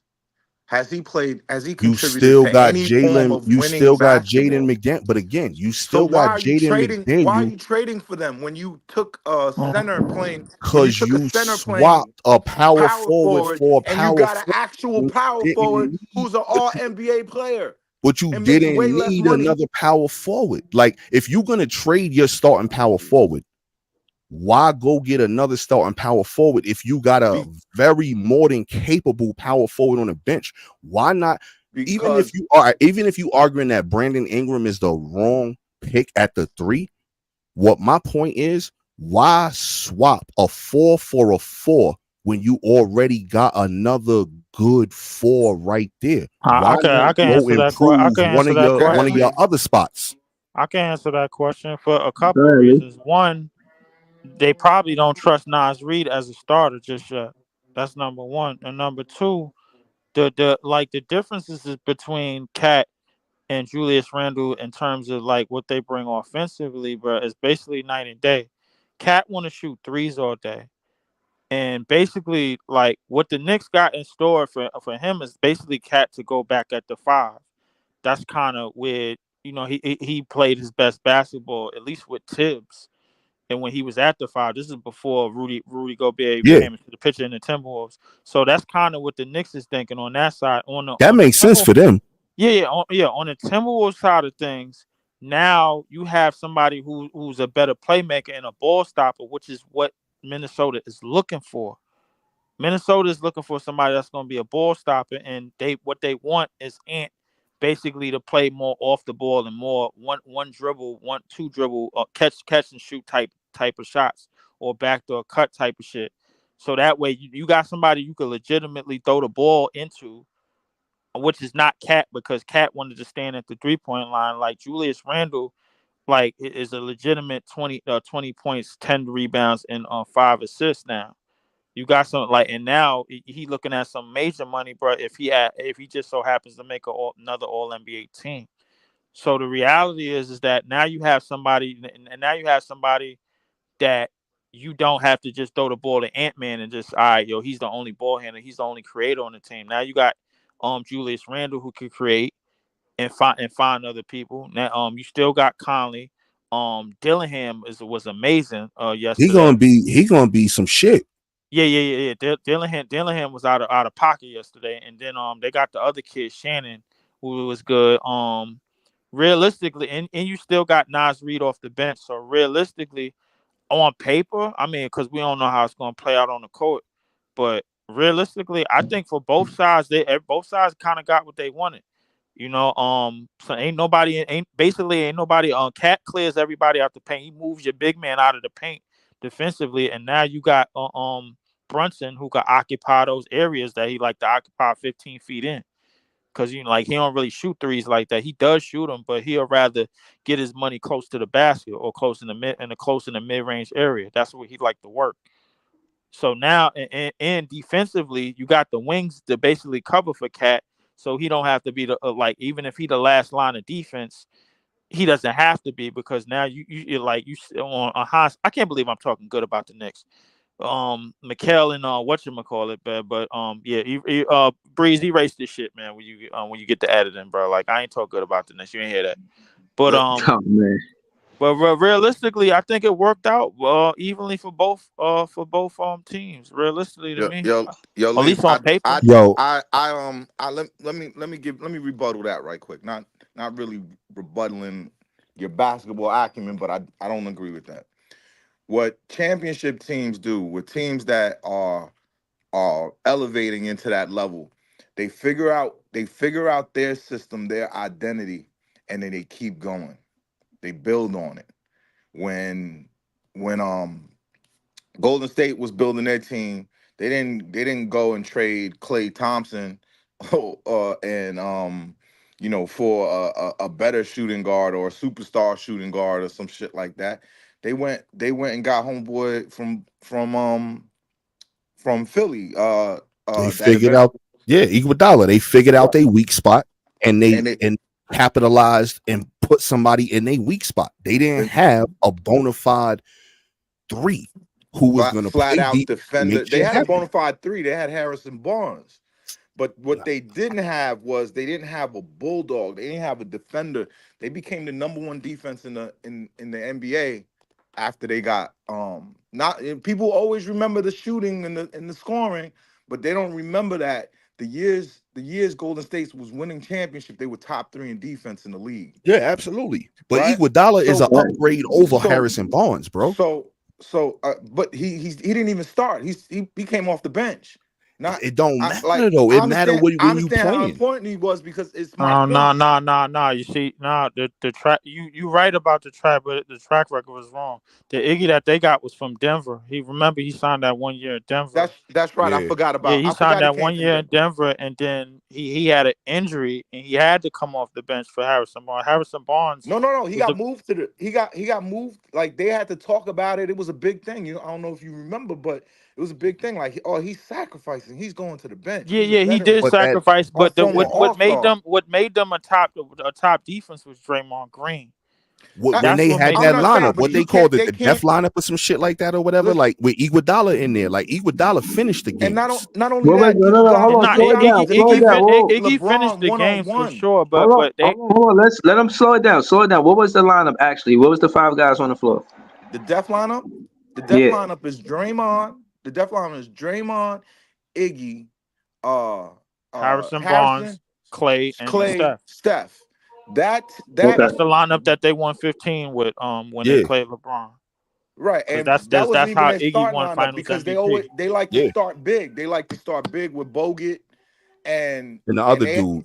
you know what I'm saying. They had a legit center. They even had David Lee for a little bit while Hmm. they were coming up.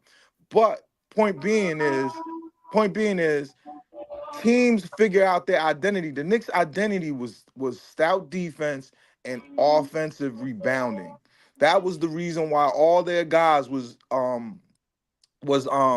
uh uh uh basically just able to shoot twice every time down the road. They were getting 1.7 possessions. You know what I'm saying? That's they were the number one offensive rebounding team, top 5 in rebounding. I'm looking at it right now. Top 4 in rebounding percentage. And now they took their identity, what made the Knicks good, what made the Knicks what they were, and they've now basically elevated Brunson into this superstar, like he the next, like he the next Chris Paul or some shit.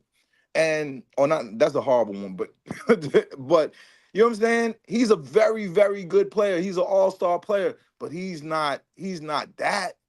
And now he's by himself. Like I mean, by himself in the sense of nobody's rebounding for him. There's no Hartenstein. There's no now. There's no Randall. Like that. That formula is gone. And if you Yeah, losing trying to tell Hartenstein me was big. about Mitchell, if you're trying to tell me about Mitchell, Mitchell has foot injury. They know he's not really coming back. Like they talking 4 months. So what they did was they gutted their personality. They got a center who doesn't stay under the basket to get offensive rebounds. He's always on the 3-point line, and he's a particular center that was so soft that his team gutted themselves to go get somebody else to play defense for him. And now you had this gritty defensive team, and now you're a finesse team. Like the Knicks are a finesse team now. This and they small. They went from That's being a a fact. big team. They're gonna have OG at the 4. They Right. became Now the hold on. Nets. PT, slow it down. Let's bring context to it. From what I hear, Mitchell Robinson is going to be out until January. So that means Cat will be the center until January, bro. So that finesse thing, That I hear what he's saying about that, bro. Because Mitchell that's Robinson that's a changes to how they projection. A play the game. 7'2" center don't come back from a foot injury in 6 months. Brooke Right. Lopez, you remember Yeah, you him? could go It down the took him like list. 2 years Yao to come back. Ming. You know Right. what I'm saying? But hold You on. don't come back Let's from that shit. That's what they know that they not telling their fans, and they not gonna right. tell their fans. But But no, let's get into it because I like this. The fact that the offense that Mitchell Robinson provided was from his offensive rebounds, whether they were putbacks or second chances at the basket from his teammates. Now I'm saying that to say the upside that the Knicks had on offense because of Mitchell Robinson's uh, offensive rebounds is, in my opinion, going to be better than what Cat can bring on the offensive side of the ball. Yeah, he give you the long ball, but how is he getting the offensive rebound? So you'll take He a Cat's good 3-pointer rebounder though. over Mitchell. You'll take Cat's 3-pointer. You think that'll replace Mitchell Robinson's offensive rebounding? Cat a good rebounder though. Like it ain't like he don't grab boards. Like not you know what I'm offensive saying. boards. He don't do dirty work. He do a little bit of it. Like I ain't gonna sit here and say he the toughest dude, but also he ain't Why the they trade softest 5 dude first neither. round picks for Rudy Gobert if he played defense? because Cat ain't want to play the 5 no more, which is exactly what he gonna have to do now. Cat was on the same type of shit. Cat was on the same type of shit that AD was on, if you think about it, right? Cat, like the same shit. Yo, I'm not a center. I'm a power forward. I'm not a center. Like both of them pretty much They said the won a same shit. championship with AD playing center. I mean, a bubble championship, but they won a championship Nah, with AD don't playing forget the center. Dwight Howard played big minutes. For No, he came J1, off you the ain't bench. saving shit, bro. Like, don't save a goddamn thing. Listen, I'm gonna let it be known what the Knicks are trying to do.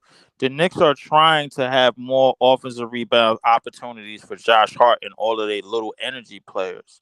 That's what they're trying to do. Because if you look at how they offensive, like outside of Mitchell Robinson, the way they got offensive rebounds is by like a little bit more space, and they had a strategy of how to get it. No, they used I saw and I Hart no no no I saw it signed that to.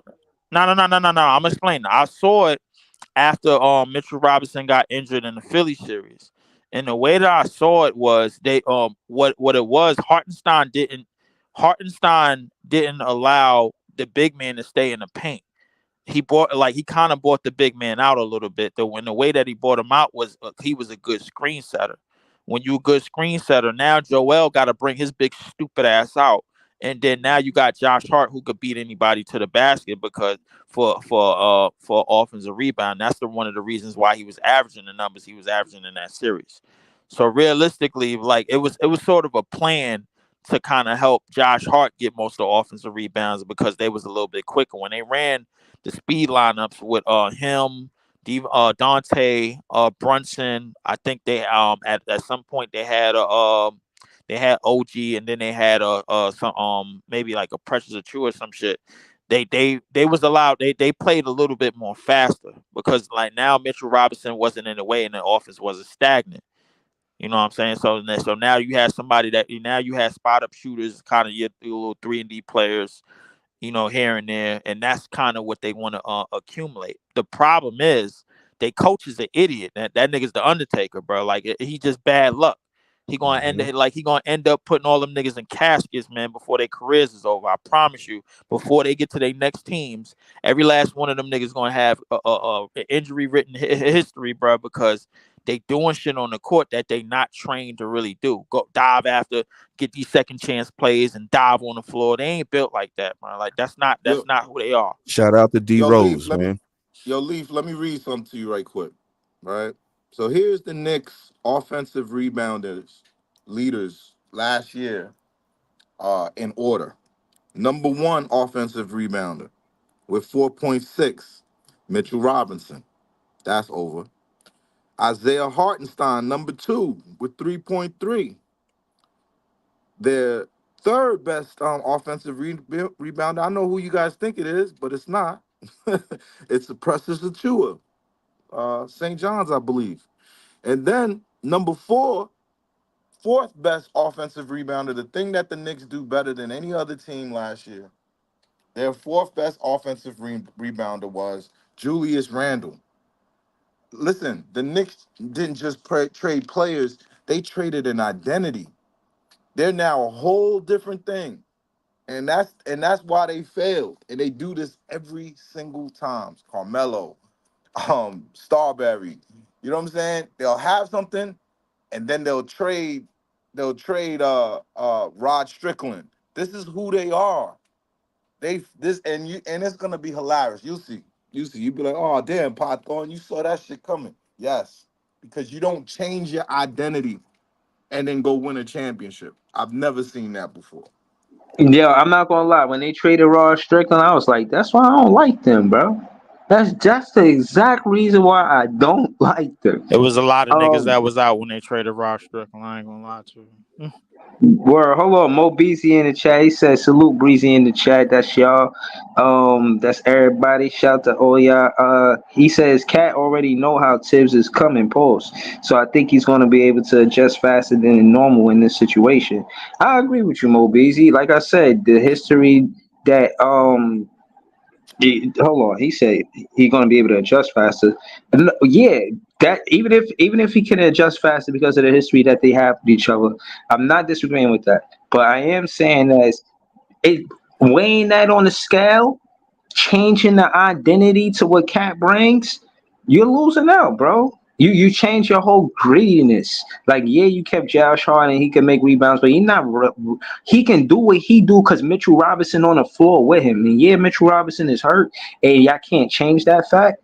But to make it seem like the chemistry, and again, not Randall, but DiVincenzo, y'all putting them in there for a quote unquote because the contrast match shows that the integrity and what y'all were building for is chemistry and to like Jay said TNT. Y'all can't get that regardless of from Cat. Y'all can't get the TNT back from to Cat. Don't got TNT. You know what I'm saying? With the players. Bro, to dupe for Mikal Bridges to try to duplicate what DiVincenzo did in the regular season next to Jalen Brunson and in the playoffs is, in my opinion, the same thing that the Bucks mistake they made, thinking that Dame Lillard can replace what Drew Holiday did. And look where they got. Look what that got them. I think that's the same thing that happens to the Knicks. That's what happened to the Bucks. Same thing that happened to the Bucks happens to the Knicks. You think you're gonna make that trade and it's gonna, swap? You can't swap Dame Lillard for Drew Holiday. There ain't no swap. Drew Holiday is a way better defender than Lillard and some more shit. So yeah, man, that's Right. just how I Another feel team about that it. played themselves. Good one, Breezy. Yo, we got Mo Beasley. He actually joined the panel with us. We was just getting into your comment, but talk to us. Just kind of, let us know how you feel about this comment. Just kind of read into that further, please. I want to say about the rebounding aspect of the first comment that I put on there with Josh Hart in the rebound aspect. Like I don't know who said it's something about Cat, but Cat can still rebound at a pretty high level.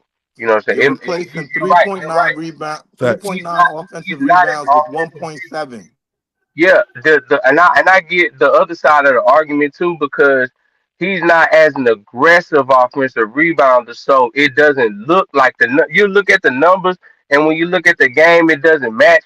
But at the same time, like you got to understand that another underrated skill of playing basketball is being able to time misses on offense or on defense, just being in the right spot, being able to fight for the rebound, being able to tip the ball, or being in the right spot. Sometimes you get the advantage over the rebound because the ball just falls into your hands, and that's an underrated skill that I think kind of Cat kind of brings to the Knicks.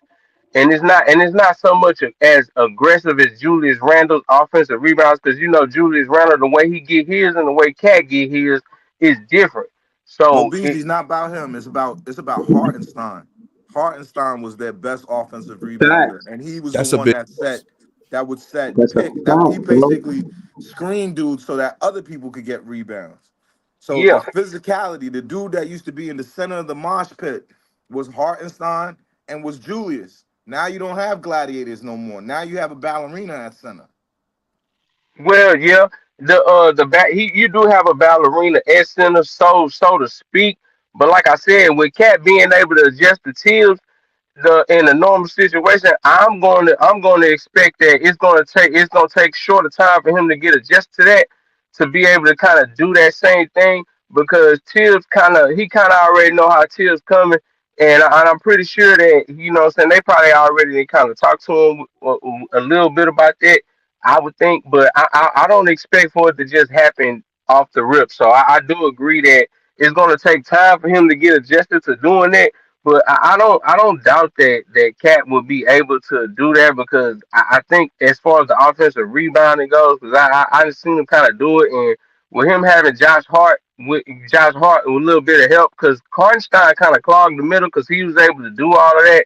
So now those offensive rebounds they're gonna look different, but I think they're gonna come in different ways. But I still think that they're gonna be able to kind of, and I agree not at the same level, but they're gonna still be comparable. My bad.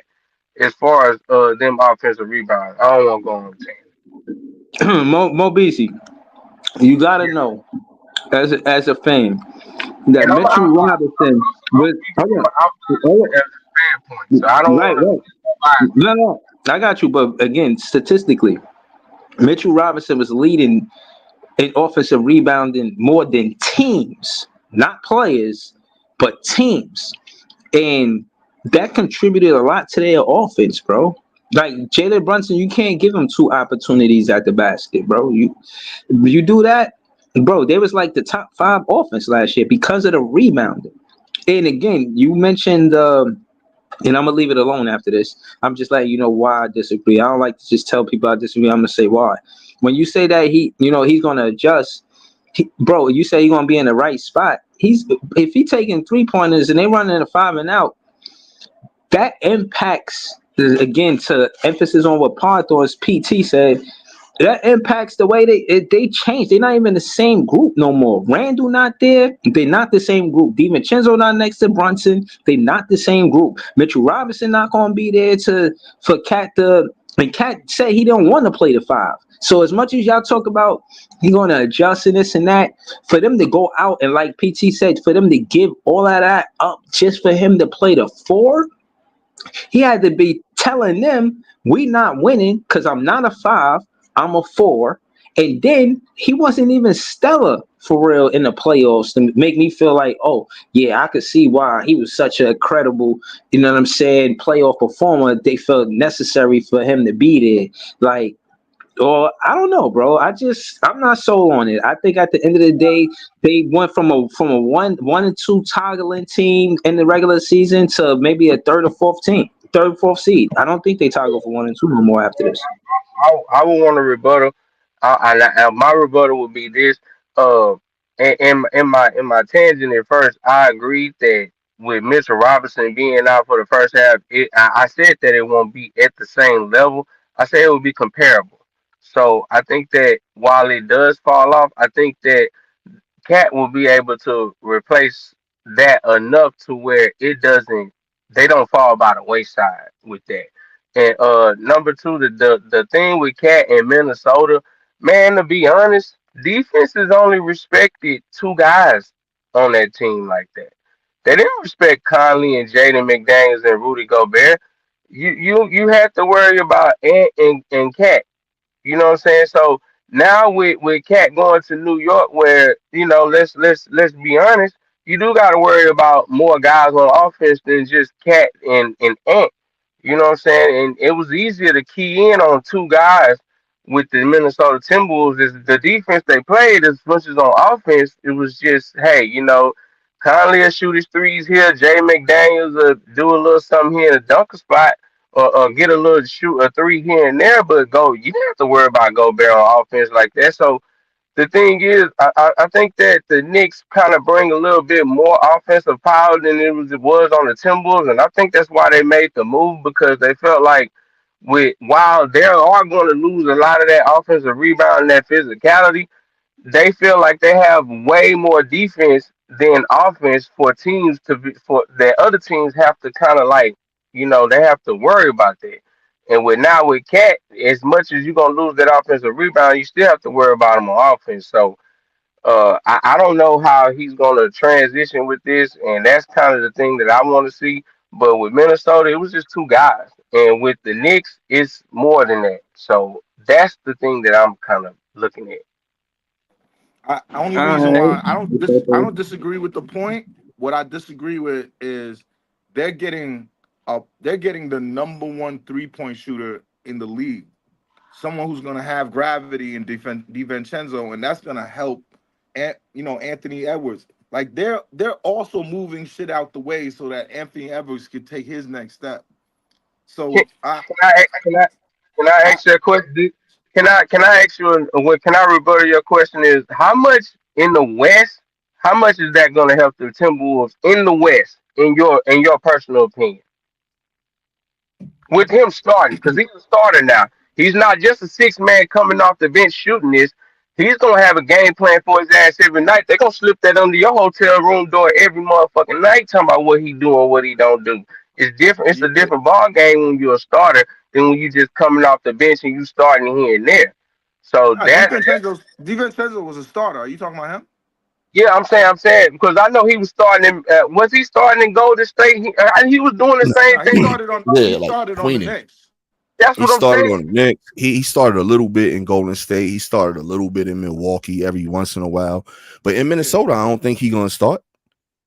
We You talking about because that you think now? about it, they still gonna run with Conley, And and Jaden McDaniels, so he's Randall still at the pulling four, off. Yeah, and, that and sounds right. Gobert. That sounds right. So my That's the thing is lineup with they that, rolling how with. much with the defense they playing on the West, how crazy the West is. Like what is my question is with DiVincenzo is what is your impact gonna be on the West coming off the bench leading the second unit with the Timberwolves? You know what I'm saying? Because if he can't do that or he can't be efficient doing that, bro, they're gonna fall by the But he wayside. didn't. He didn't What even I'm want to be saying, a. that He trade didn't was want to bad go for to the them. bench on the Knicks. He didn't even want to go to. DiVincenzo is part of this trade because he wanted out. He didn't like the whole Mikal thing. Yeah, Because So yeah. what he I gonna don't be the even point understand guard? that shit. He gonna be the As a point Nets guard of fan who saw I Mikal don't know. play 82 games last year, I don't see how you replace him. Like Right. DiVincenzo, for whatever reason, it fit and it worked with all these dudes. Now you come bring in some dude that's coming off in an off year, who didn't like having the who didn't I like being understand. the number one. Now you I bring get him it. in to be your number three, and you're gonna I expect get him it. to shoot the corner threes, not like Y'all DiVincenzo did. No y'all way. gonna talk down on Yo, I'm McHale, telling you, the trade ain't make no sense for both teams, man. I'm telling you, It Minnesota didn't could make have did better. Minnesota could have did better, and the Knicks ain't need to do shit. It was more financial for sense. It Minnesota didn't too, make it though. didn't make no sense more for Minnesota in my opinion because the Cat's the better player in the trade, bruh. The team Yeah. that gets the best player always wins the trade most of the time, bro. Y'all know how this go. You know what Yo, I'm saying? they watch this shit be a wash because I'm telling you, like, watch both these teams don't really get no better from this shit. Well, Like, what, so, neither team. so, so you're saying Minnesota's gonna stay the same seed in the West? Nah, Second, what I say second, is they probably they'll end be up. top What I four. say is they probably end up with the same type record. What I'm thinking honestly is the Knicks and the Timberwolves. I don't know what their records was last year, but I think the Knicks might have won 50, 51. I think I think the Minnesota's the Timberwolves top might have seed. won like 53, 54, something like that. I guarantee you they end up right around the same amount of wins. Both teams. Like this trade didn't make neither team better. So Julius taking the lead. Nah, he gonna do the same shit he doing. Like he gonna do the same shit he doing. He gonna, you know what I'm saying? Like He don't, but he don't this I need to shit think ain't take make the no lead. sense for neither He's team. all Cat. NBA. It I really think didn't. Mo Cat Beasley. has more of Mo, an impact on the team than Mo, Julius Randle. Mo At the end Beasley. of the He's day, all NBA. Julius Randle ain't no regular player. Like he's I ain't pretty saying good. he ain't. But my personal opinion, if I'm looking at the sky, if I'm looking like if you telling me, hey, bro, you gonna get a sandwich or you gonna bet your last dollar on this dude being more impactful than this dude, I'm gonna bet my last dollar on Cat being more impactful than. You know what I'm saying? Julius Randle on a basketball team. I would bet that over putting my last dollar on a sandwich. That's just me. I'm just talking. Nah, I I like feel you. he's I always would had bet my those money stats. on it too, but it ain't gonna lead to the Knicks doing shit because they fucked up Yeah, teams like this in the Yeah, past but anyway. Listen, So yeah. that's what just what well, was you what talking was the about Minnesota just baseline. Timberwolves with just That's Cat? my baseline though. This No, shit is We a I'm can watch wash. I'm the game. telling We you. can watch the games and go from there. But my baseline, I'm just like, yo, if I had to put my last dollar on this or eat a sandwich and I'm hungry, I bet that. yeah. That's just me. Now, That's whatever they usually do, the case. But if you look at every case separately, which you're supposed to, you look at this one particular case and you add like there's an like destroying your chemistry and your continuity is foolish. both teams did. Well, My But thing is, if I both don't think teams so. did. Facts. Both teams did. If both I think teams did Minnesota's and the other team got the better player, then the other team won the shit. That's the won the trade. That's just my I, line of thinking. I'm old I school, feel bro. like I'm 30. Minnesota won the trade because they got a natural power forward who knows how to operate, who actually knows how to operate from that position. They They're won not from the hiding low the player. standpoint. They're not hiding the player on defense, and they're opening up the game for their big dog. They're getting out of Anthony Edwards' way so that he could be great. And I think he could be great. yeah, I think he got the best first step in the Minnesota NBA, won financially. yeah, and but he's hold about to on, but take off. right, hold on. I disagree with the same thing because I think Randall get downhill more than Cat, and I think that opens up. It's not repetitive between Reed and Cat. You don't need Reed and Cat doing necessarily the same thing. They both could basically they shoot the long ball, but I would say Reed is a little more he attacks the basket a little more. But case in point is Randall is more of a downhill player than Cat by far, in my opinion, and that's the difference. It's not the same thing when the lineups change. Like you could change the lineup and the same thing not happening. You put Randall in the lineup, him going downhill, he's going to create space for shooters like DiVincenzo, and the other shooters that's on that team. So I do think I disagree with y'all about them having the same record. But when y'all say that around the same record, it's hard to debate that. I do think that both of them are 50 plus wins, 50 plus win team. But home court advantage and not home court advantage is going to be the truth teller and how far they go in the playoffs. Because remember, the Knicks went to the second round twice back to back. And the Wolves just went to the Western Conference Finals. That's the first time they did that mad long ago, if ever. So I'm saying that to say that's what they looking to do. The Knicks are trying to get past the second round with Cat and Mikal Bridges as their additions. I don't believe in them, bro. I just don't, bro. I get why y'all don't believe in Mikal Bridges, and I ain't going down that rabbit hole, bro. I know what's up. You know what I'm saying? I ain't doing that. But my thing is with this is that like like I said with the Timberwolves being that to me the reason why I feel like the Timberwolves got to watch and they stay stagnant because at the end of the day, the defenses in the West, they're gonna do the same shit that they did last year. Okay, you just swapped out Randall with Cat. All we gonna do is zone in on Randall and Ant-Man. And we gonna force everybody else to be. We gonna force Conley, McDaniels, and Right. go better Jesus, bro. And in the playoffs, that shit ain't working, bro. I'm Yo, sorry. I'm sorry to break it to you. It's just my it guy, is. you preaching to the choir right now, my guy, I'm which is sorry. why I'm which is why exactly I said they needed to bolster they other spots. They two biggest holes, in my opinion, in they lineup was the 3 and the 1. Look. Why This not make week, a move? Like when you do a trade, think about this, right? And this is to everybody out there, like to like I the said, panel, to anybody listening. When you make a trade, both teams' objective is supposed to get better as to where they're weak. Most of the time, it doesn't happen to where both teams get better. Usually, one team wins the trade and one team loses the trade. In this situation, neither team won this fucking trade. no, Minnesota won this trade from a financial standpoint because they don't give a damn Okay, about well, Randall maybe like that, financial, bro. yeah.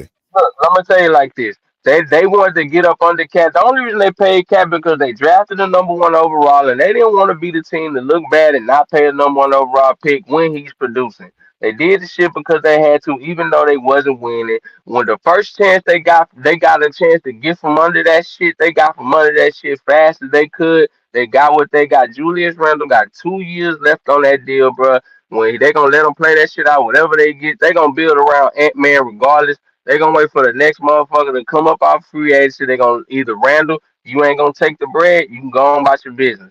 Cause the CBA, how the CBA shaped up now, you can't even just give bread out like that. You gotta be careful. Why you think everybody letting players go for nothing? So if it comes down to it, they gonna let them go for nothing, and they gonna go for free. And they gonna get that money and go in free agency what they got and say, hey, we got this to build around. Cause Conley will be gone, and they'll have spots open for all this shit. So that's all that shit was. So Minnesota They won already this. got Conley's replacement on the bench. Like Conley is Exactly. Yeah, good. yeah, So yeah. Conley is very good. Minnesota won this from a financial standpoint. If that's how you, if that's how I put No, it. I could feel you on that for real. that's Because that key. do That's make like sense. that. Like that's the part of the analysis that I thought somebody else was gonna make, and they did. So that's key to the whole thing. Like Cat's 50 million is crazy, Yeah. and So and whatever and go ahead. whatever happens with the Minnesota Timberwolves is house money because they looking at it from a financial standpoint. Like, yo, we got answer. We going to playoffs regardless. He play good. We pay him. He don't. We don't pay him. Whatever. You know what I'm saying? It is what it is. Balls in our court. With Cat, we had to pay this dude. You know what I'm saying? So we So got the money. hold on. Let me just read this comment. Bill Johnson in the chat. He says both teams are better because of the trade, and the T-Wolves are now probably the best team in the West. I don't know about that. Hell Do no. y'all feel like they're the best team in the West? Hell no. No, It's a OKC dog is fight. better than them. Right. No, What They needed to make you know they why needed to make OKC's a better move to than stay them? better than OKC, All right? right, so let's all answer the question. Y'all can get y'all soliloquies. I'll go last. I'm gonna say no. I don't think they are the best team in the West. He said probably for all fairness. So we're not going at you, Bill Johnson. Post. We just saying whether or not we agree or not. So I'm gonna say no. PSPN. How you feel about it? No, no, they not the best team in the West now because if anything, like I said, it's a wash. They was not the best team in the West last year, despite where the seedings fell out. You know what I'm saying? Like injuries happen, shit happens. Like the best team in the West is the team that's left standing at the end of the day.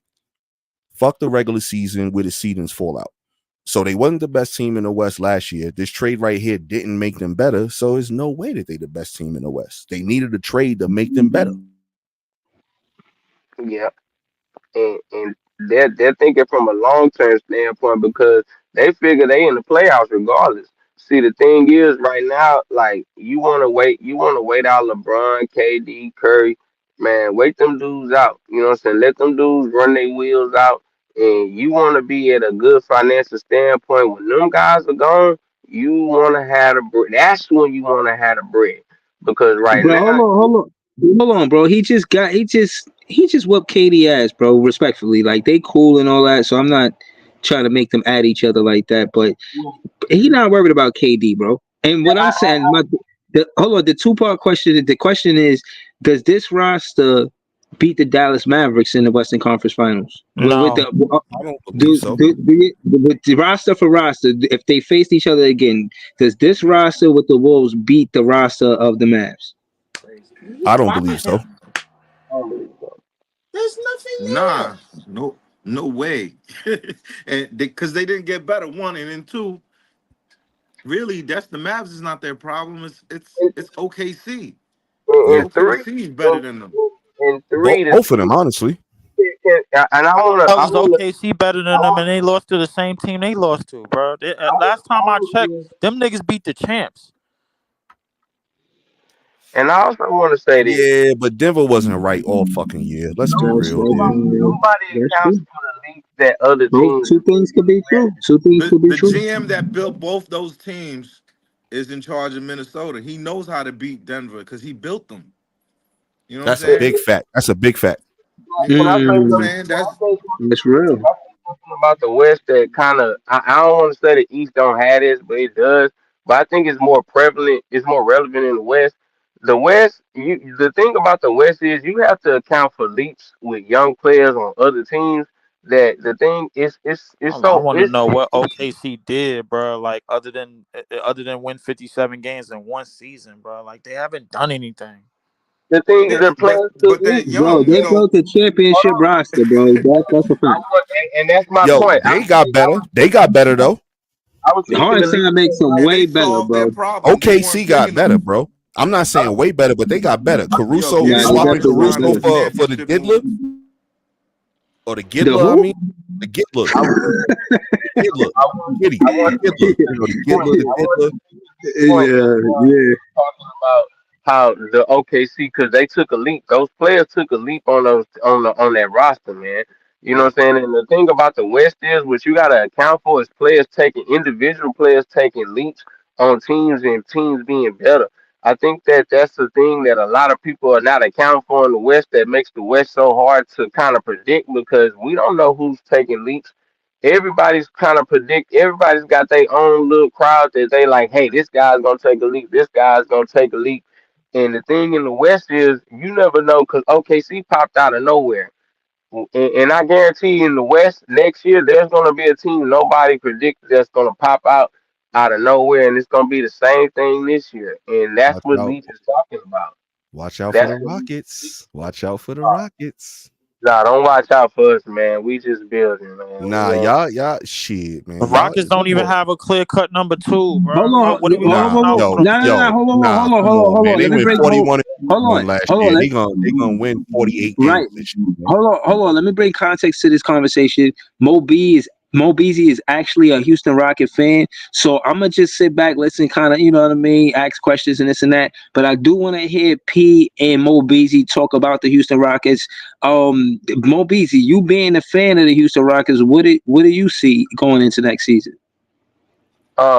Man, I just want to say thank God for Emac, man, because this dude Word. this dude has just steered the ship, and to me, I think that like and Leaf is right. We ain't got no number two. We ain't got no number one, and like for me, I like that. Because it's bad, but it's also a good thing. Because if you can I'm looking at this like the 2013, 2014 San Antonio Spurs. I'm kind of looking at that in that aspect of, hey, there was it was Tim Duncan. I don't want to say like it was no Hall of Fame player, but the thing was everybody was it was ball movement, sharing the basketball, and what I'm saying, just everybody's playing their role. And I think that's what kind of Ime is kind of bringing to the table. And even though that he didn't kind of make this roster himself, it was kind of, what I'm saying, already, young guys just need to be turned in. The clay need to be molded. What I'm saying? I think that his tutelage and the way that he, what I'm saying, looks at the game and stuff is it's just totally, it puts us in a totally different ball game. You know what I'm saying? 100%.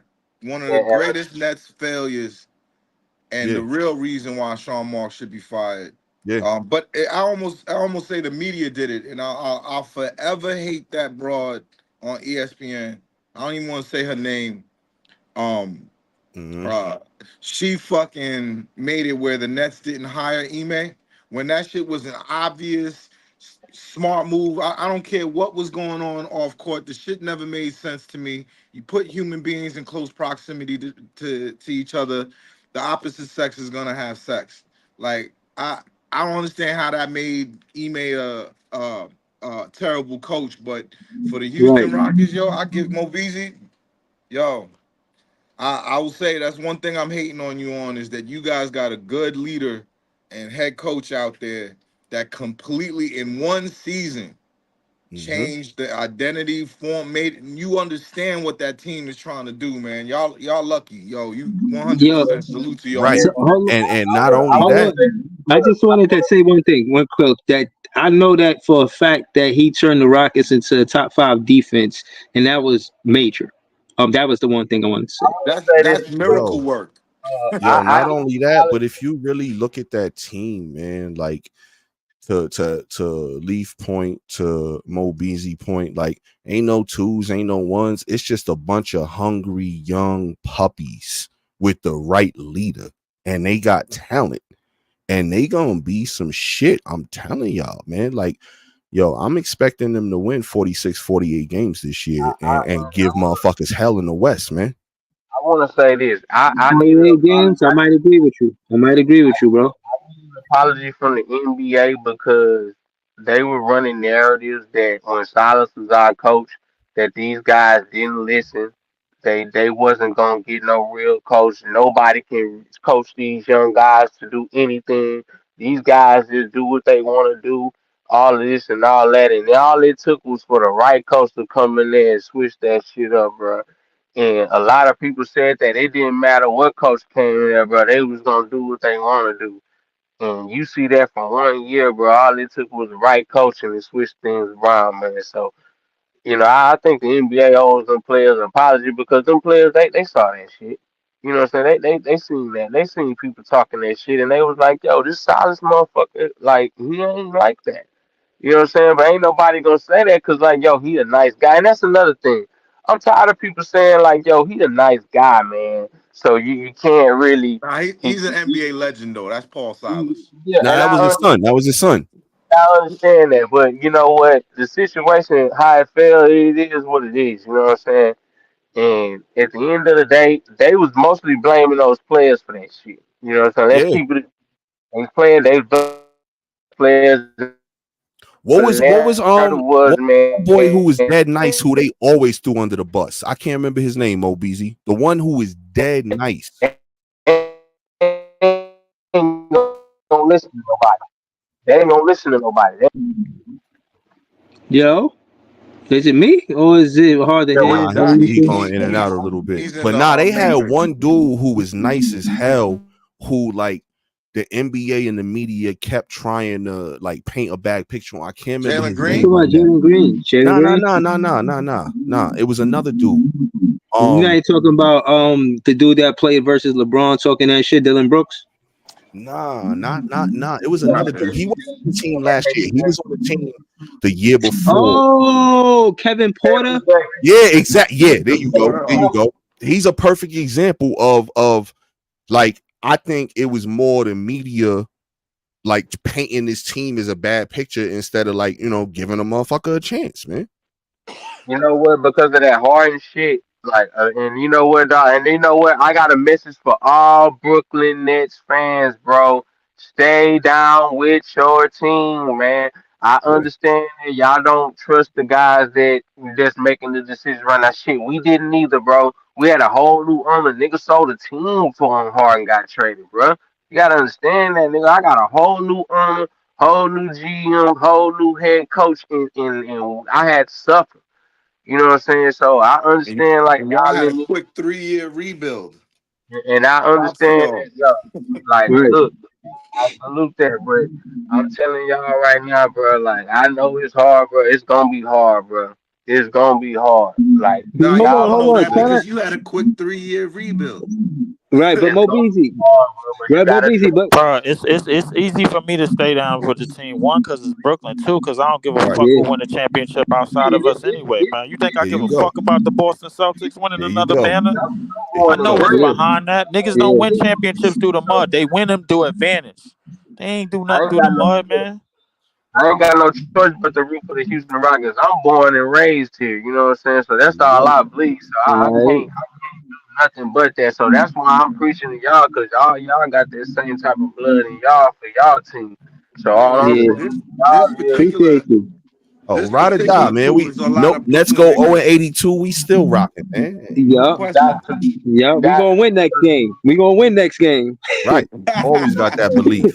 But nah, Nah, man, shout out these to the are Rockets, man. Yo, Mo basketball. Beasley, man. Be excited for this year, man. Y'all telling y'all, to. y'all gonna surprise some teams in the I West. Y'all ain't gonna piss surprising some no motherfuckers fucking off. body no more. They already hit the damn Niggas know. ropes, bro. Niggas know Like them, bodies. like it's a lot of one hit wonders in the West. Sacramento, Yeah, yeah. OKC with that one C shit. My nigga, like they not doing Nah. that shit OKC ain't again. a one hit wonder, man. They They gonna are get it, one hit man. wonder. Facts. Nah, Hold, They ain't OKC repeating like that that. shit, Stop. bro. Like hold stop. on. SGA is the real one, Shea a yo. monster, man. Niggas got a Hold on. crew Let's around go. him. SGA Right. had a couple of Nah. peak years, and everybody wanted like y'all niggas got to Nah. stop What this you mean? Oh, shit. he like Hold on. 25, 26 though. He's still Yeah, I understand that, and that's part of the problem, bro. Like he Hold still on. got shit to adjust to. No, But hold on, hold on, hold on, there's hold a on. reason why Hold on. Luka and Kyrie ran out the West, no problem, bro. Like, and them niggas didn't. They know Hold what on, the hold on, fuck hold they on, hold on, doing. hold on. They Hold on, hold they on. Hold babies. on. Let me just, I'm not going to ask the question. I'll just make a statement and then we can get into OKC. But I wanted to say about Houston, I wanted to ask Mo Beasley, you changed the direction going to OKC, which I want to go to. But what I wanted to ask Mo Beasley was, y'all got Ed Reed because of our draft pick, Tyree Eason, and was it another player or was it just those two players? Reed Shepard, Tyree Eason. I think we kind of But, put some stuff in to get Cam Wilmore one of y'all picks. I'm not for sure, but right, I think we got the pick back from y'all. So y'all got those two picks and we got the other picks back from y'all. yeah, because we got the Phoenix picks now, so we more focused on Phoenix now than y'all, because we gonna be at Right, y'all in 2027. So y'all got 2 years for Yeah, they don't need right. more draft picks. no, They we don't at like they all. got We they really don't. and the craziest thing and the thing that I might give swear to y'all God, if GM Houston get another GM of the goddamn year draft pick, man, I swear is to God, bro, I'm gonna go hold crazy. on a second, Leaf. Hold on a second. I'm mid sentence and you cut me off, yo. But it's a important thing for y'all to recognize. The number one in Vegas for rookie of the year is Ben Shepherd, and he's on the Houston Rockets with a pick they got from us.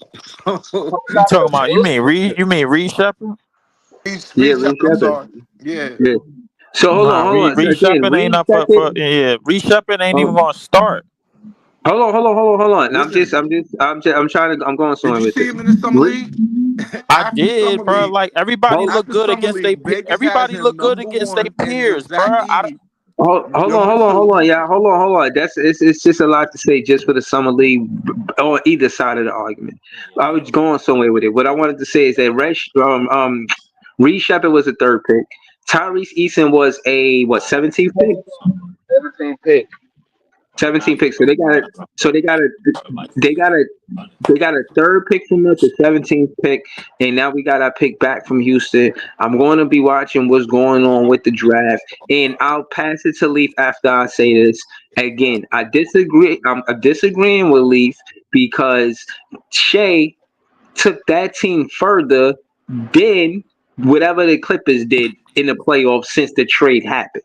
So because of that, yeah, this whole thing with Shay need to learn more. I'll agree with that part, but to downplay the magnitude of what Shay did impact wise, contrasting when the trade happened and up until to date, what's happening with both teams? The OKC won that trade.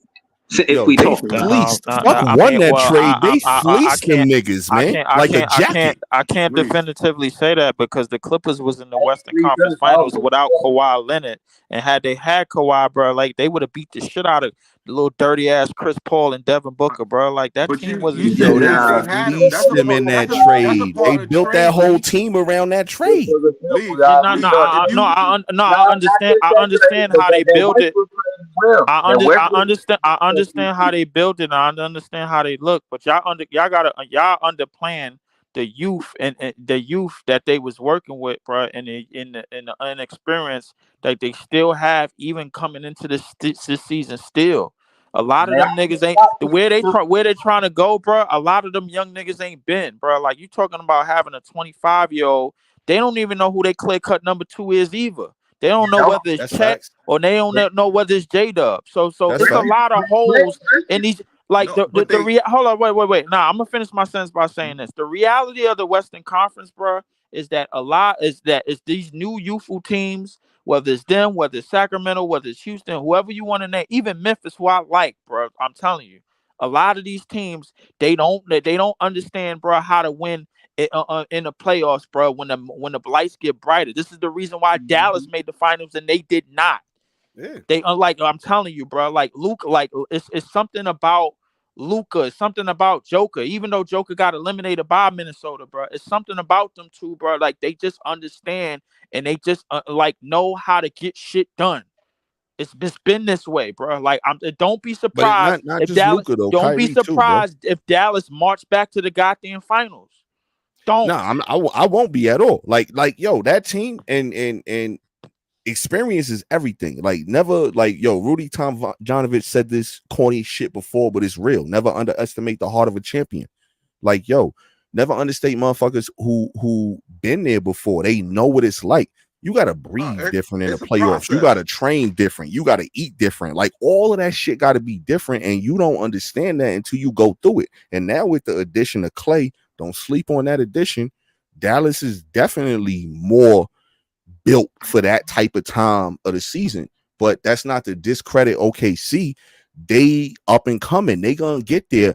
And again, like I said, don't sleep on Clay's addition. Don't sleep on the addition of Alex Caruso to OKC, man. He may not be a big name, but I'm not he's at least sleeping a on none of veteran them presence, additions, a bro. Like veteran That's a presence, a big veteran addition. presence in the locker room that could talk to them and calm them down in certain situations. a Because champion yo, too. Like you he said, he played with been Kobe. ain't He no played with veteran a Kobe presences also. in that locker room. A lot of them niggas is still young, bro. That's number one. Number two. Hold on. Leaf. Before you cut P off, let him finish because I just wanted to add to what he was going to say because he's a champion too. P just said that. Never underestimate the heart of a champion, and Caruso, respectfully, is a champion, bro. Right.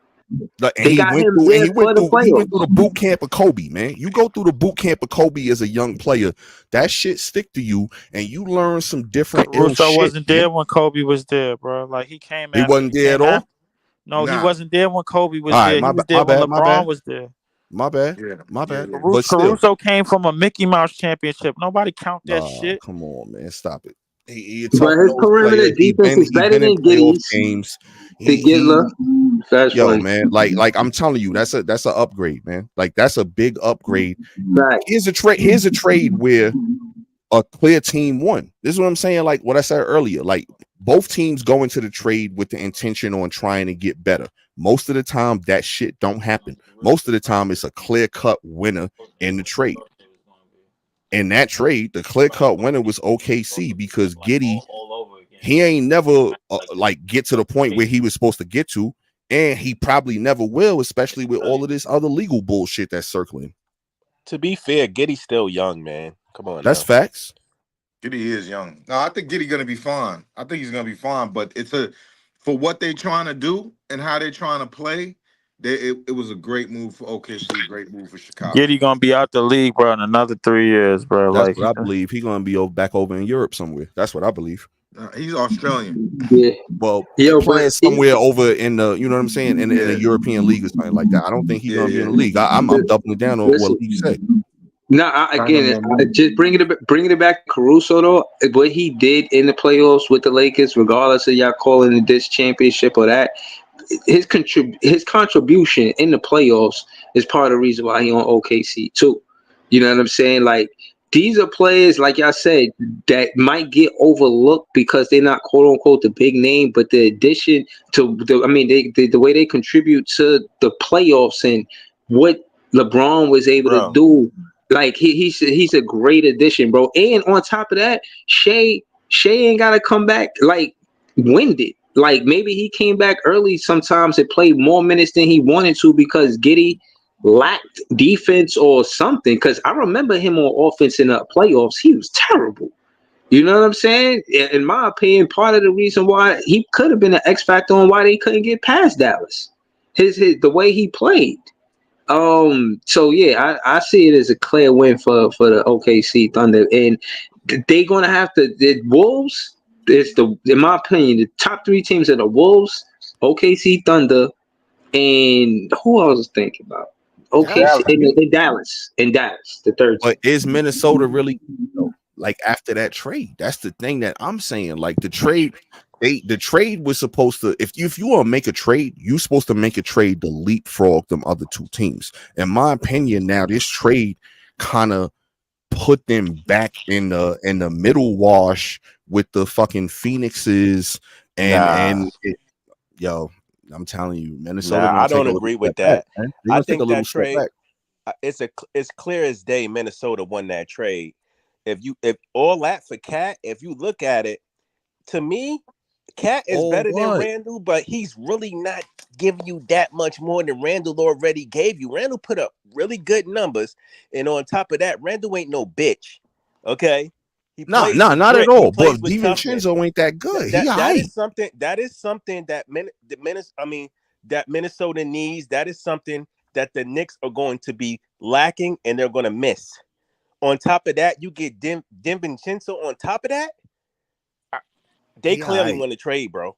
Yeah, and they got a protected first round pick, which ain't gonna really amount to shit because it's lottery protected. It ain't even like top 3 or top 5. For sure. I mean, on the real though, how many people in here think Cat is really that much better than Randall? Is he really that much better? He's not. I think he about a DiVincenzo worth better. He's a little bit better offensively. He's a better shooter. That's about it. Right. That's what I'm saying. Like this is exactly what I'm saying. Like he about a little bit better. They got the best 3-point shooter in the league, literally. With but what I was saying is, you saying that the trade ain't really putting them better or putting them over the top. I think it is because DiVincenzo, adding DiVincenzo kind of really puts them a little bit better than what they was when you add that with Randall, vice versa, just having Cat. But now he coming off the bench. That's what I was saying. He coming off the bench and he probably gonna be averaging anywhere between 22 minutes a game. DiVincenzo's defense, DiVincenzo had 11 points in one quarter. Yeah, but he ain't gonna play that much because where he going? Like where he really going? Like he like him and Ant play the same position. You got to get DiVincenzo is part of their bench, bro. If you ask me, Minnesota depth is just as good as OKC's, bro. With this trade. Like, come Who on, else bro. they got off We the all saw bench? They got Dillingham last they night. got SGA Cousin on the bench. Who else they got on the bench? I'm trying to think. They got SGA Cousin, DiVincenzo now, Nas Reed. Yeah, you say no more. You say no more. You going 8 deep in the playoffs, and that's the 3 right there. And I think they Dillingham may got one play a other little dude bit. though. That's all right. I'm trying to think. I can't. I That's think a they good got a ass little bench, bit yo. better. I think Minnesota got a little bit better. Now, is it enough to win a championship? I don't think so. Not It ain't. It ain't. It ain't leapfrogging them over OKC and Dallas. That's what I'm saying. Nah, If you're it's gonna not. make a It's not. I move, if you're agree. gonna make a move to trade your second best player, a dude you pick number 1 overall, it's got to be a move that's gonna leapfrog you over them dudes. Because you're not making a move for the future, you're making a move for now. So if you're making a move for now, why the hell you making a lateral move? Finances. That's the one There's a thing new that I see. CBA, That's the one. and Mo Beasley said that shit, and that and I ain't even look at it from that point. That's the one thing that they actually won there. yo, Carl gonna be making 55. I Next year, think they. Carl makes 55 million, and the year after that, he makes 57 million. I think the big thing we overlooking too is fit. Like, clearly, Minnesota wants Anthony Edwards to be the focal point of the Minnesota offense. Period.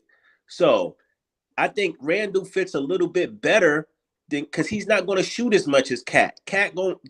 You know how Cat is. He want to put his 3-pointers up. He going to put his shots up. With Randall, he don't really, he can get his points, but he don't need that many touches. You feel me? And it also gives him that grit alongside Gobert inside the paint. So I don't know. Yeah, then it's not gonna be a picnic to play them, yo. That I think it's a good trade. I think it made the. I think it.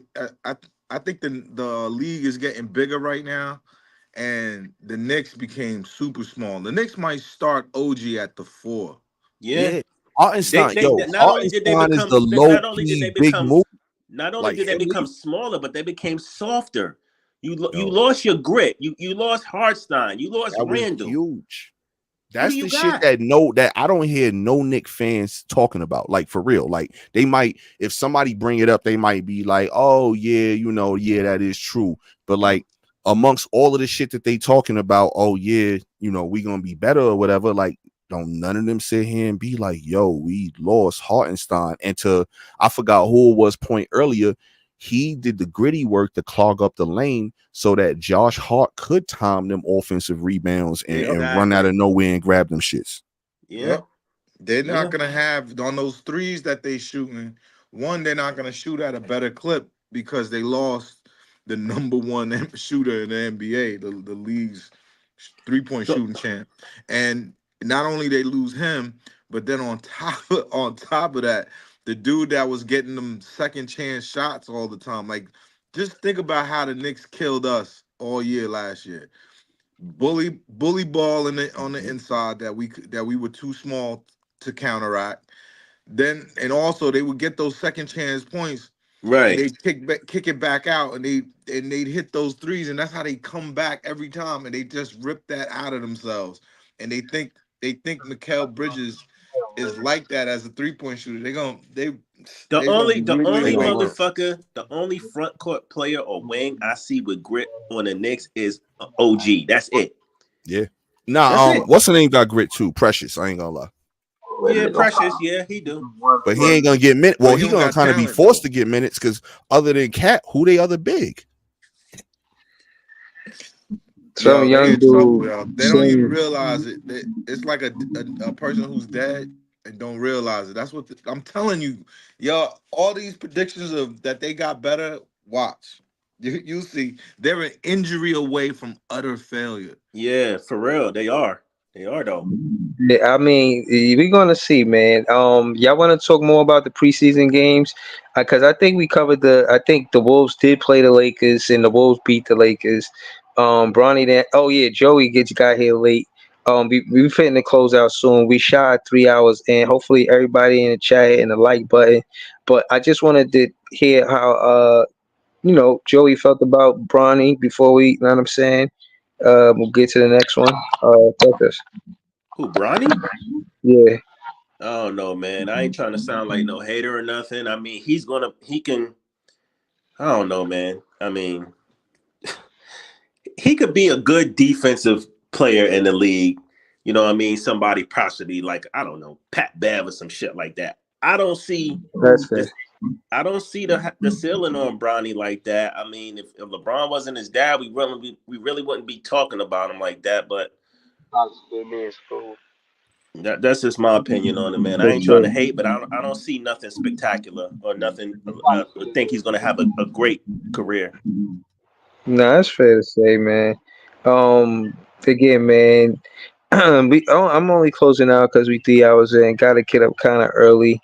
And again, man, this is a great show, man. I don't know if some of y'all probably got here late. Y'all gotta watch this from the beginning.